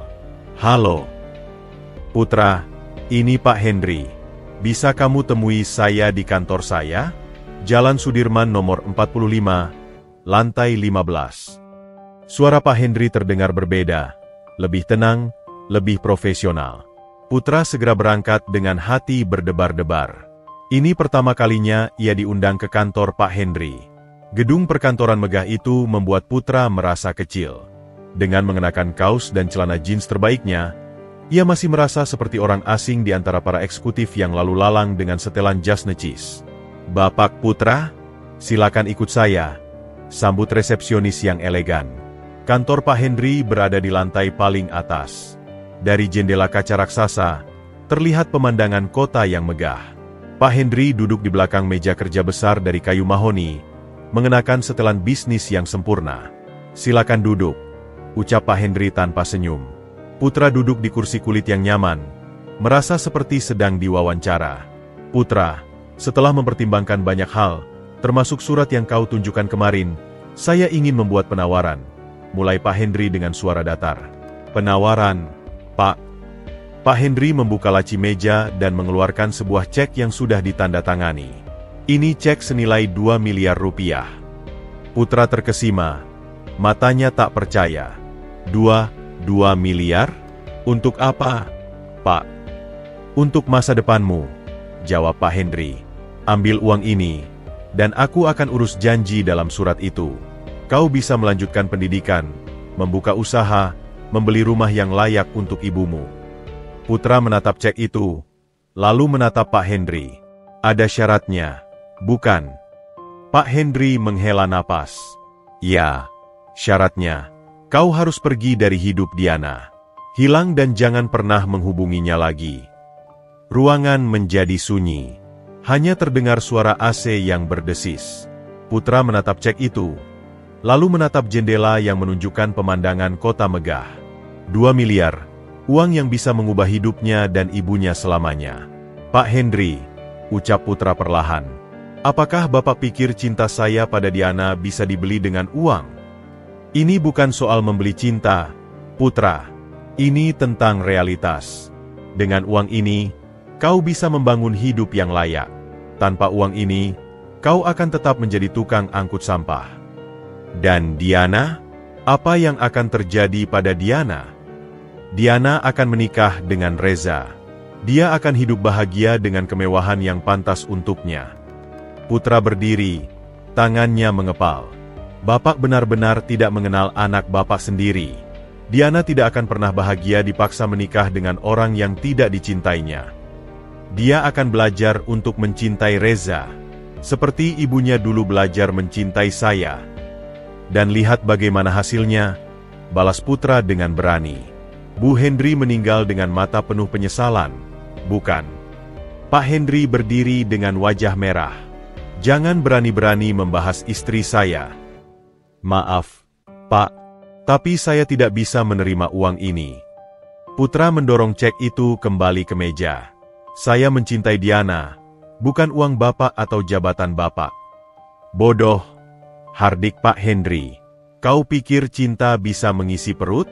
Kau pikir dengan menjadi pahlawan seperti ayahmu, kau akan mati bahagia dalam kemiskinan? Saya lebih memilih mati miskin dengan harga diri daripada hidup kaya dengan menyesal seumur hidup. Pak Henry berjalan mendekati jendela. Dengar, Putra, aku tidak main-main. Jika kau menolak tawaran ini, aku akan memastikan kau tidak bisa bekerja dimanapun di kota ini. Aku akan tutup semua kesempatan untukmu. Putra tersenyum getir. Ancaman tidak akan mengubah hati saya, Pak. Saya sudah terbiasa hidup susah. Saya tidak takat pada kemiskinan, karena saya sudah miskin sejak lahir. Kau tidak mengerti. Aku bisa menghancurkan hidupmu. Yang Bapak tidak mengerti adalah bahwa hidup saya sudah hancur sejak ibu sakit dan ayah meninggal. Tapi saya tetap bertahan. Dan saya akan terus bertahan, dengan atau tanpa ancaman Bapak. Putra berjalan menuju pintu, lalu berhenti. Satu hal yang ingin saya sampaikan, Pak Henry. Uang Bapak mungkin bisa membeli banyak hal, tapi tidak bisa membeli kebahagiaan sejati untuk Diana. Dan tidak bisa membeli harga diri saya. Dia membuka pintu, tapi sebelum keluar, menambahkan, surat dari ayah saya akan tetap saya simpan. Bukan sebagai senjata, tapi sebagai pengingat bahwa kehormatan tidak ternilai harganya. Pintu tertutup, meninggalkan Pak Henry sendirian dengan cek 2 miliar yang tak ternilai di matanya. Untuk pertama kalinya dalam hidupnya, uang tidak bisa membeli apa yang ia inginkan. Sementara itu, di luar gedung megah itu, Putra berjalan dengan langkah tegas. Air mata mengalir di pipinya, tapi hatinya merasa lega. Ia memilih jalan yang benar, meski jalan itu penuh dengan duri dan penderitaan. Di sudut jalan, ia melihat seorang tukang sapu jalanan sedang bekerja keras. Putra tersenyum, mengingatkan pada dirinya sendiri. Hidup mungkin sulit, tapi selama ia masih punya harga diri dan cinta yang tulus, ia akan terus berjuang. Malam itu, Putra menceritakan segalanya pada ibunya. Bu Siti memeluk anaknya dengan bangga. Kau membuat ayahmu tersenyum di surga. Nak, dia pasti bangga padamu. Sementara di rumah mewahnya, Pak Henry masih memandangi cek yang ditolak itu. Dalam kesendiriannya, ia mulai bertanya-tanya, apakah selama ini uang telah membutakan matanya pada hal-hal yang benar-benar berharga dalam hidup?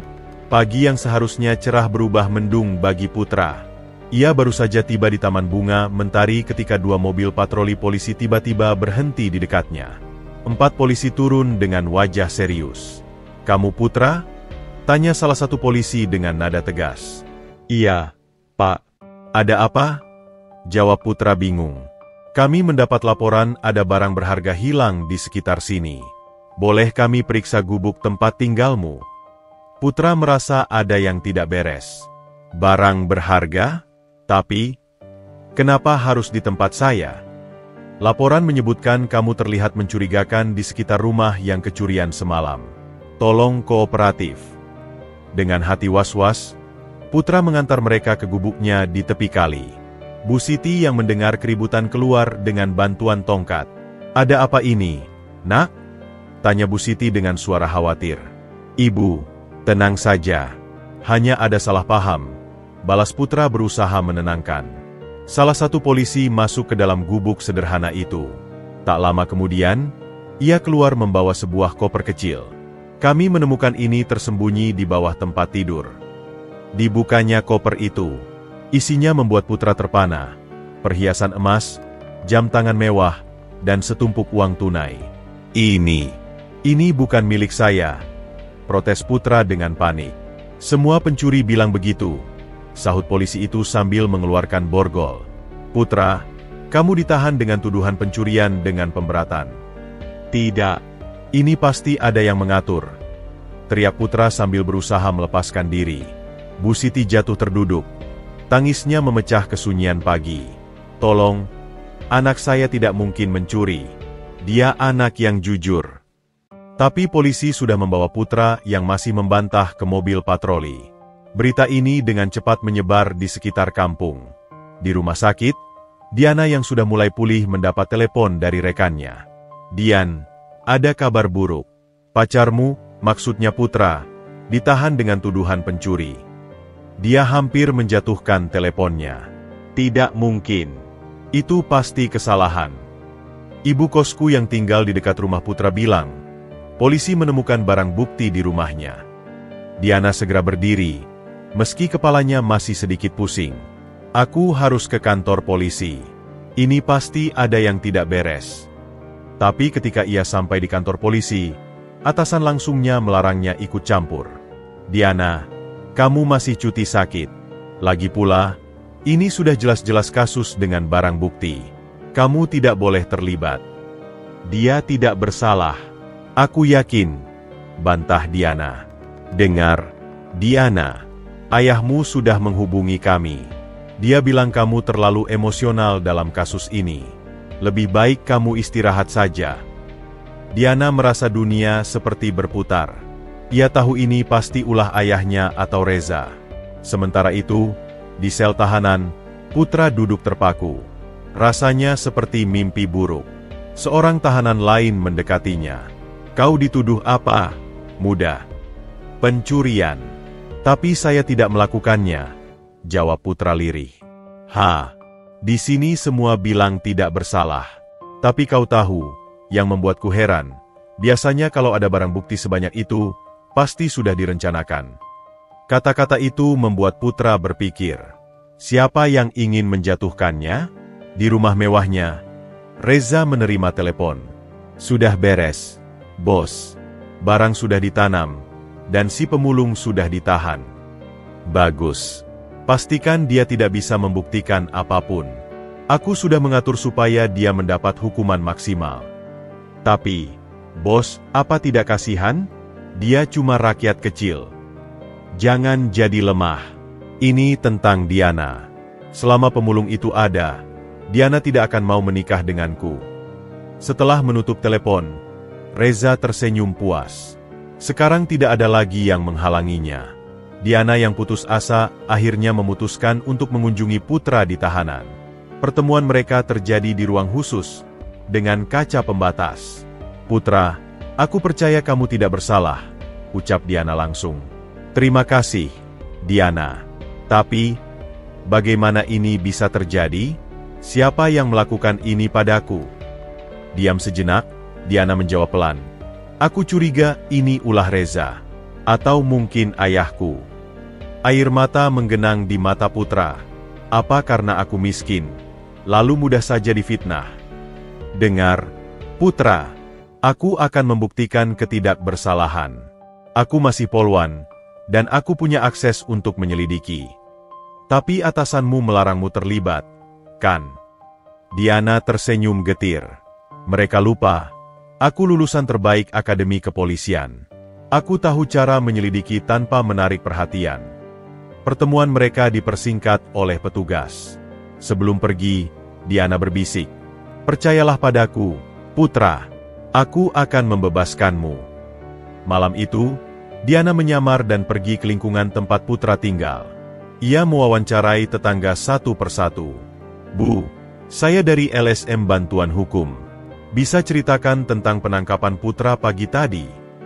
Kebetulan, ia bertemu dengan seorang pemuda yang kebetulan sedang merekam dengan ponselnya ketika penangkapan terjadi.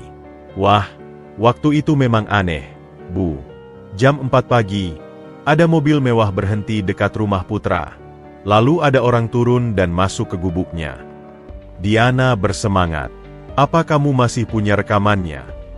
Ada, Bu. Tapi agak gelap karena masih pagi. Rekaman itu memang buram, tapi cukup jelas menunjukkan dua orang tidak dikenal memasuki gubuk putra dan keluar beberapa menit kemudian. Ini bukti penting, ucap Diana gembira. Bisa saya minta salinannya? Boleh saja, Bu. Putra anak baik. Tidak mungkin dia mencuri. Diana juga menemukan saksi lain, seorang pedagang bakso yang biasa berjualan hingga larut malam. Iya, Bu. Semalam saya lihat ada mobil mewah silver parkir di ujung jalan. Itu mobilnya anak konglomerat, sering lewat sini. Apakah Anda ingat platnya? Tanya Diana penuh harap. Wah, tidak terlalu. Tapi yang pasti ada stiker klub mobil mewah di kaca belakang. Informasi ini cukup bagi Diana. Ia tahu Reza adalah anggota klub mobil mewah itu. Kembali ke rumah, Diana menganalisis semua bukti. Ia yakin ini adalah konspirasi untuk menjebak putra. Tapi ia butuh bukti yang lebih kuat. Sementara putra terbaring di sel yang dingin, hatinya hancur. Tapi satu hal yang membuatnya tetap kuat. Keyakinan bahwa Diana akan membuktikan kebenaran. Fitnah keji mungkin telah menjeratnya, tapi cinta dan kepercayaan Diana adalah pelita di kegelapan. Dan di balik jeruji besi, harapan tetap bersinar, karena kebenaran, seperti matahari, tidak bisa selamanya disembunyikan. Malam itu, Diana tidak bisa memejamkan mata. Bukti-bukti yang ia kumpulkan tersebar di atas tempat tidurnya. Rekaman CCTV dari toko kelontong dekat rumah putra, pernyataan saksi-saksi, dan foto-foto yang ia ambil secara diam-diam. Sebagai lulusan terbaik Akademi Kepolisian, nalurinya memberitahu bahwa ini adalah kasus penjebakan yang dirancang dengan baik. Stiker klub mobil mewah, rekaman orang tidak dikenal masuk ke gubuk putra, dan timing yang tepat setelah penolakan putra terhadap uang ayah. Gumam Diana sambil menyusun puzzle itu. Pukul 3 dini hari, ia memutuskan untuk mengambil risiko. Dengan mengenakan pakaian sipil sederhana, ia pergi ke kantor polisi. Ia tahu ini melanggar perintah atasan, tapi keyakinannya pada ketidakbersalahan putra lebih kuat. Dian, kamu kenapa datang jam segini? Tanya Pak Broto, petugas jaga malam yang sudah seperti paman baginya. Pak Broto, saya butuh bantuan. Bisa akses database CCTV lalu lintas di sekitar rumah putra tadi malam. Pak Broto menghela napas. Dian, atasan sudah melarangmu ikut campur kasus ini. Ini tentang membuktikan kebenaran, Pak. Bukan tentang ikut campur. Dengan berat hati, Pak Broto akhirnya mengizinkan. Tapi cepat, sebelum yang lain datang. Diana dengan cekatan menganalisis rekaman CCTV dari berbagai sudut. Matanya yang terlatih tak lama kemudian menemukan sesuatu. Ini dia, mobil Mercedes Silver dengan stiker klub Elite Riders. Serunya. Plat B 1786 RZ. Itu mobil Reza. Rekaman menunjukkan mobil itu berhenti 200 meter dari rumah putra, sekitar pukul 3.45 pagi. Dua orang turun dan menghilang ke arah gubuk putra, lalu kembali beberapa menit kemudian. Pak Broto, tolong cetak rekaman ini. Ini bukti penting. Tapi tiba-tiba, suara yang familiar membuat mereka berdua kaget. Diana, apa yang kau lakukan di sini? Berdiri di pintu adalah Komandan Satuan Reskrim, Pak Teguh, dengan wajah marah.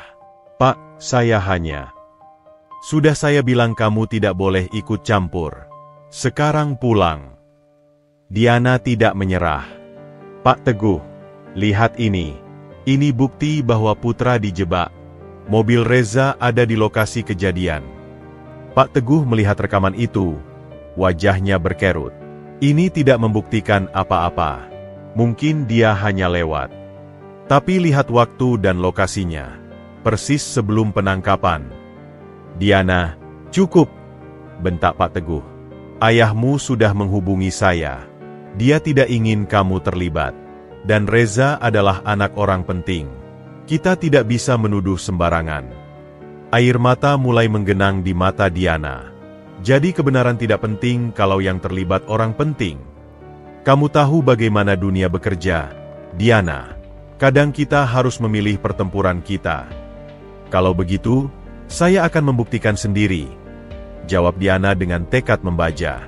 Ia keluar dari kantor polisi dengan hati hancur. Tapi kegagalan itu justru memicu tekadnya yang lebih besar. Pagi itu, Diana pergi ke tempat yang paling tidak disangka, kantor ayah Reza. Dengan seragam polisi lengkap, ia meminta bertemu dengan Pak Bambang. Ada apa, Bu Polwan? Tanya Pak Bambang dengan sikap merendahkan. Pak Bambang, saya sedang menyelidiki kasus pencurian.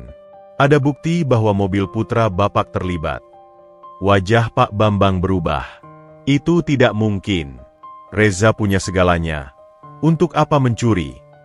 Bukan mencuri, Pak, tapi terlibat dalam penjebakan. Saya punya rekaman CCTV yang menunjukkan mobilnya di lokasi kejadian.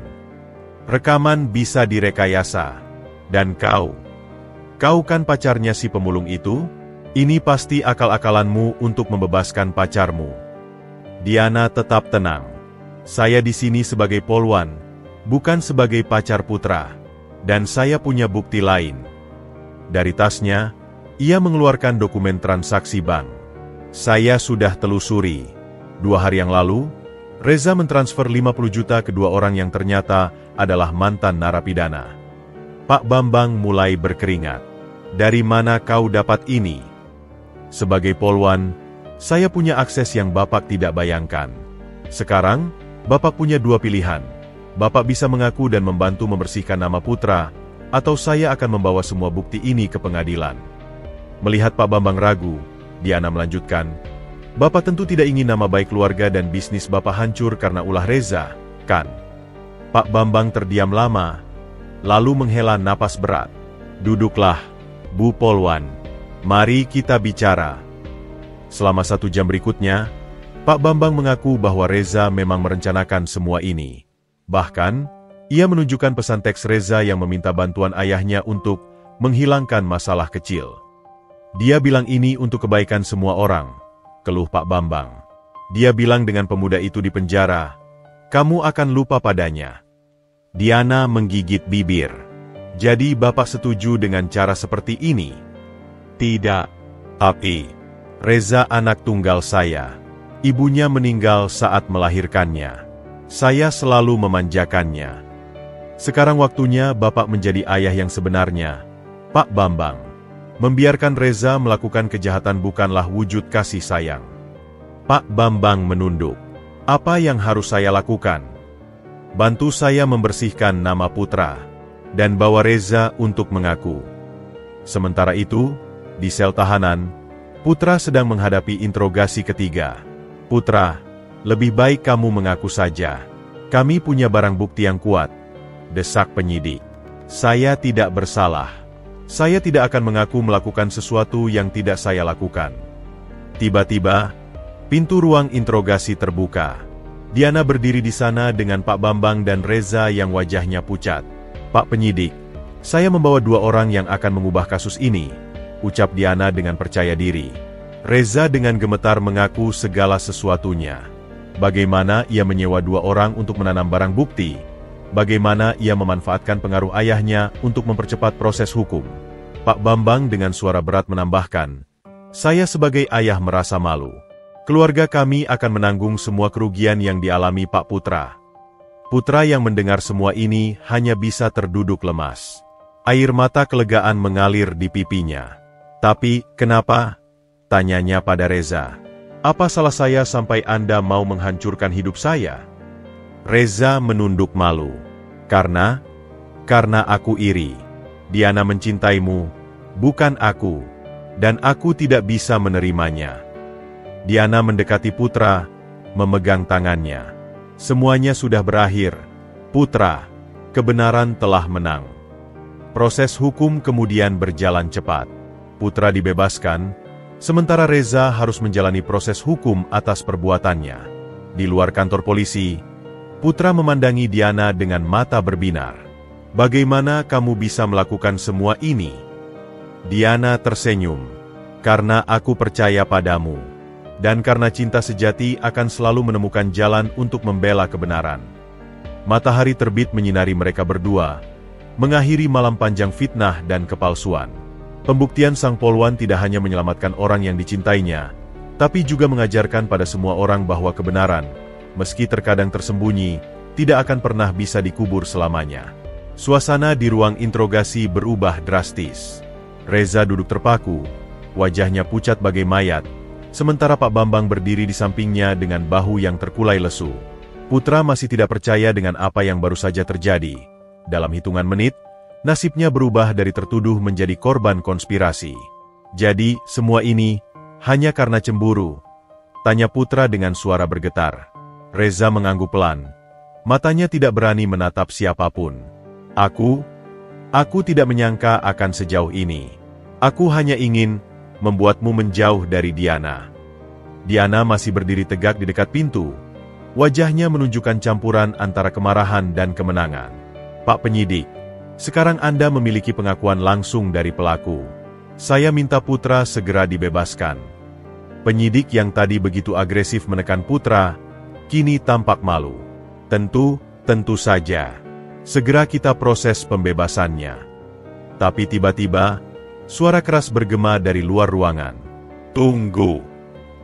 Pak Hendri masuk dengan langkah tergesa-gesa, wajahnya penuh kekhawatiran. "Apa yang terjadi di sini?" "Saya dengar Reza." Dia terhenti ketika melihat Putra yang masih memakai borgol, lalu melihat Reza yang tampak hancur, dan terakhir melihat Diana dengan tatapan penuh kemenangan. "Ayah," ucap Diana dengan suara tegas. "Inilah kebenaran yang selama ini ayah tutup-tutupi." Reza mengakui bahwa dia yang menjebak Putra.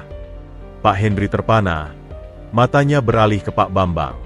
"Bambang, apa benar?" Pak Bambang mengangguk dengan malu. "Maaf, Hendri, anak saya, dia melakukan kesalahan besar." Ruangan menjadi sunyi. Pak Hendri perlahan mendekati Putra, matanya penuh penyesalan yang dalam. "Putra, aku tidak tahu," bisiknya. Aku pikir kau memang." "Bapak pikir karena saya miskin, otomatis saya pencuri," sahut Putra dengan suara bergetar. "Selama ini, Bapak tidak pernah memberi saya kesempatan untuk membuktikan siapa saya sebenarnya." Petugas kemudian melepas borgol dari tangan Putra. Rasanya seperti mimpi bagi pemuda itu, bebas setelah mengalami trauma menjadi tertuduh. "Tapi, ada satu hal yang masih mengganjal," ucap Pak Hendri tiba-tiba. "Bagaimana kalian bisa membuktikan semua ini?" Diana maju ke depan. Wajahnya berbinar dengan profesionalisme. "Ayah, izinkan saya menjelaskan." Dengan rinci, Diana memaparkan seluruh proses penyelidikannya, mulai dari rekaman CCTV toko kelontong, bukti transfer uang Reza ke kedua pelaku, hingga pengakuan pedagang bakpo yang melihat mobil Reza di lokasi. "Saya juga sudah menemukan kedua orang yang disewa Reza," tambah Diana. "Mereka sekarang ditahan di ruang lain dan sudah mengaku segala sesuatunya." Pak Hendri terduduk di kursi, wajahnya menampakkan kehancuran. "Jadi, selama ini aku salah. Aku sudah memusuhimu tanpa alasan yang benar, Putra." Putra menghela napas.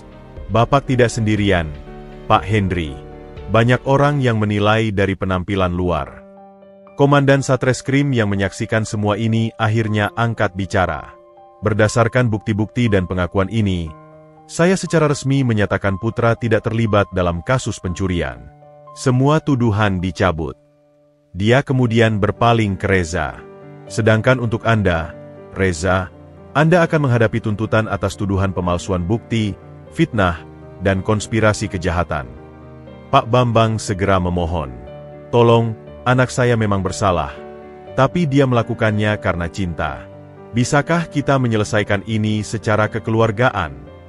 "Saya tidak bisa, Pak Bambang," jawab komandan dengan tegas. Hukum harus ditegakkan sama untuk semua orang. Saat Reza dibawa keluar ruangan, dia berhenti sebentar di depan Putra. Aku minta maaf. Aku tidak bermaksud semuanya jadi seperti ini. Putra mengangguk. Saya maafkan Anda, Reza. Tapi Anda harus bertanggung jawab atas perbuatan Anda. Setelah semua proses selesai, Diana dan Putra keluar dari kantor polisi bersama. Matahari pagi menyinari wajah mereka, mengusir kegelapan yang sempat menyelimuti hidup Putra. Diana, ucap Putra tiba-tiba, bagaimana bisa kamu percaya pada saya sepenuhnya? Bahkan ketika semua bukti menunjuk pada saya. Diana tersenyum, matanya berbinar. Karena aku mengenalmu, Putra, aku tahu orang sepertimu tidak mungkin melakukan hal seperti itu. Cinta sejati tidak buta, justru membuat kita bisa melihat kebenaran yang tersembunyi.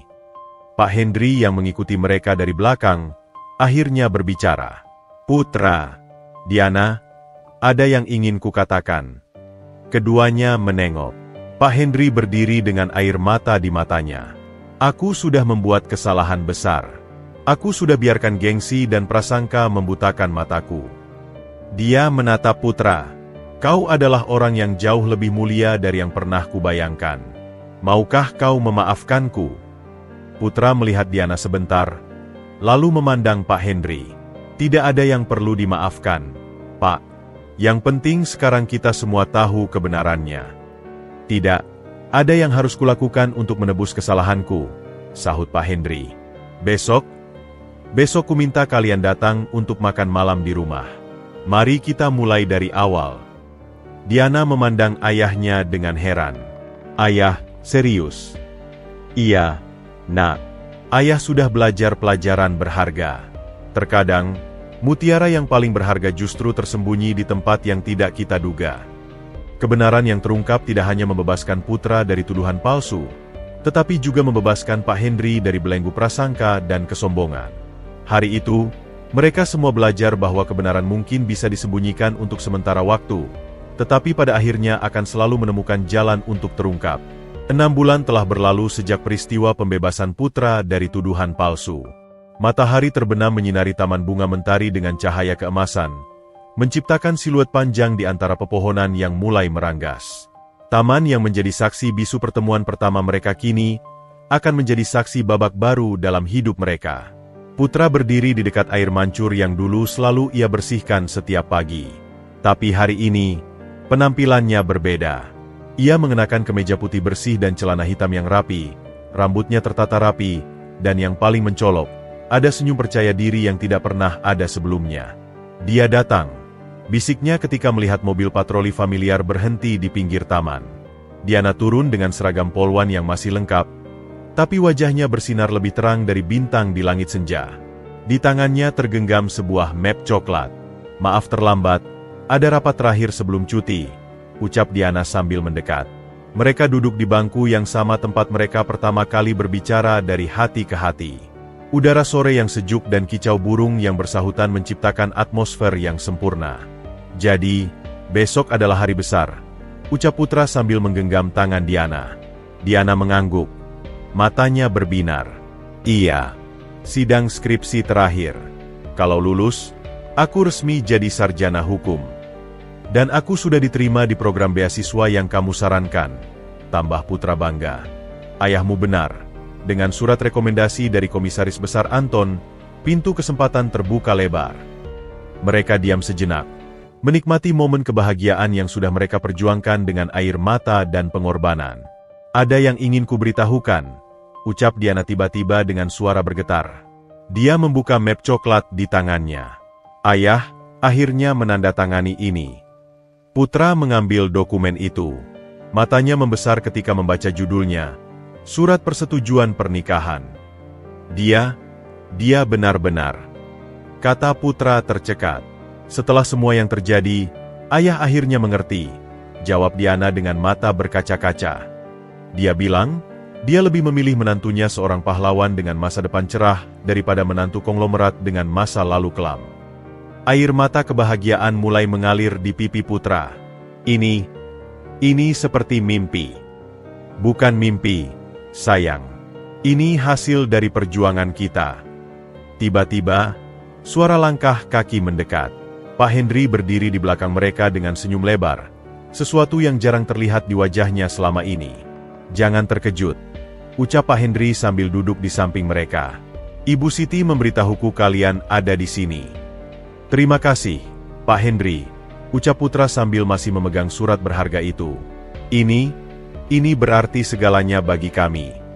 Pak Hendri menghela napas, wajahnya serius. "Putra, selama 6 bulan terakhir, aku mengamatimu. Aku melihat bagaimana kau bekerja keras menyelesaikan pendidikan paket C, bagaimana kau merawat ibumu yang sekarang sudah sembuh, dan bagaimana kau tetap rendah hati meski sudah mendapat beasiswa." Dia menatap Putra dengan penuh arti. "Kau telah membuktikan bahwa nilai seseorang tidak diukur dari latar belakangnya, tapi dari tekad dan karakter. Bukan hanya itu, Ayah," sela Diana, "tapi juga dari bagaimana dia membesarkan hatiku ketika aku hampir menyerah, bagaimana dia mendukung karierku, dan bagaimana dia tetap sabar menghadapi semua cobaan." Pak Hendri mengangguk. "Karena itulah, dengan ini aku secara resmi memberikan restuku untuk kalian berdua." Dia mengeluarkan sebuah kotak kecil dari saku. "Ini adalah cincin tunangan ibumu." Dia berpesan, cincin ini hanya untuk orang yang benar-benar mencintai putrinya, bukan karena harta atau jabatannya. Putra menerima kotak itu dengan tangan gemetar. Di dalamnya tersimpan cincin emas sederhana dengan batu kecubung kecil, warisan yang tidak ternilai. "Besok," lanjut Pak Hendri, "setelah sidang skripsi Diana, kita akan mengadakan makan malam kecil di rumah. Ibu Siti sudah setuju untuk datang. Mari kita rayakan 2 keberhasilan sekaligus." Saat Pak Hendri beranjak pergi, dia berhenti sebentar. "Oh ya, satu hal lagi. Aku sudah membicarakannya dengan Pak Bambang. Reza sudah mulai berubah selama masa rehabilitasinya. Dia mengakui kesalahannya dan berjanji akan menjadi pribadi yang lebih baik. Itu adalah penutup yang sempurna untuk semua luka yang pernah ada." Ketika senja semakin kelam dan lampu taman mulai menyala, Putra dan Diana masih duduk berpelukan di bangku itu. "Kita sudah melalui begitu banyak rintangan," bisik Putra. "Dan kita akan melalui lebih banyak lagi, bersama-sama," jawab Diana. Mereka memandangi bintang-bintang yang mulai bermunculan. Setiap bintang bagai mengingatkan pada malam-malam sulit yang telah mereka lalui. Malam fitnah, malam penolakan, malam keputusasaan. Tapi semua itu kini telah berlalu. "Besok adalah awal yang baru," ucap Putra. "Dan hari-hari setelahnya akan lebih baik," tambah Diana. Restu yang mereka nantikan akhirnya datang, bukan karena paksaan atau kepura-puraan, tapi karena pengakuan tulus akan cinta sejati mereka. Di taman tempat semuanya bermula, di bawah langit berbintang, mereka berjanji untuk melanjutkan perjalanan hidup bersama, sebagai 2 insan yang sederhana, tapi kaya akan cinta dan harapan. Dan seperti taman yang selalu mekar kembali setelah musim kemarau, cinta mereka pun bersemi lebih indah setelah melewati badai terbesar dalam hidup mereka.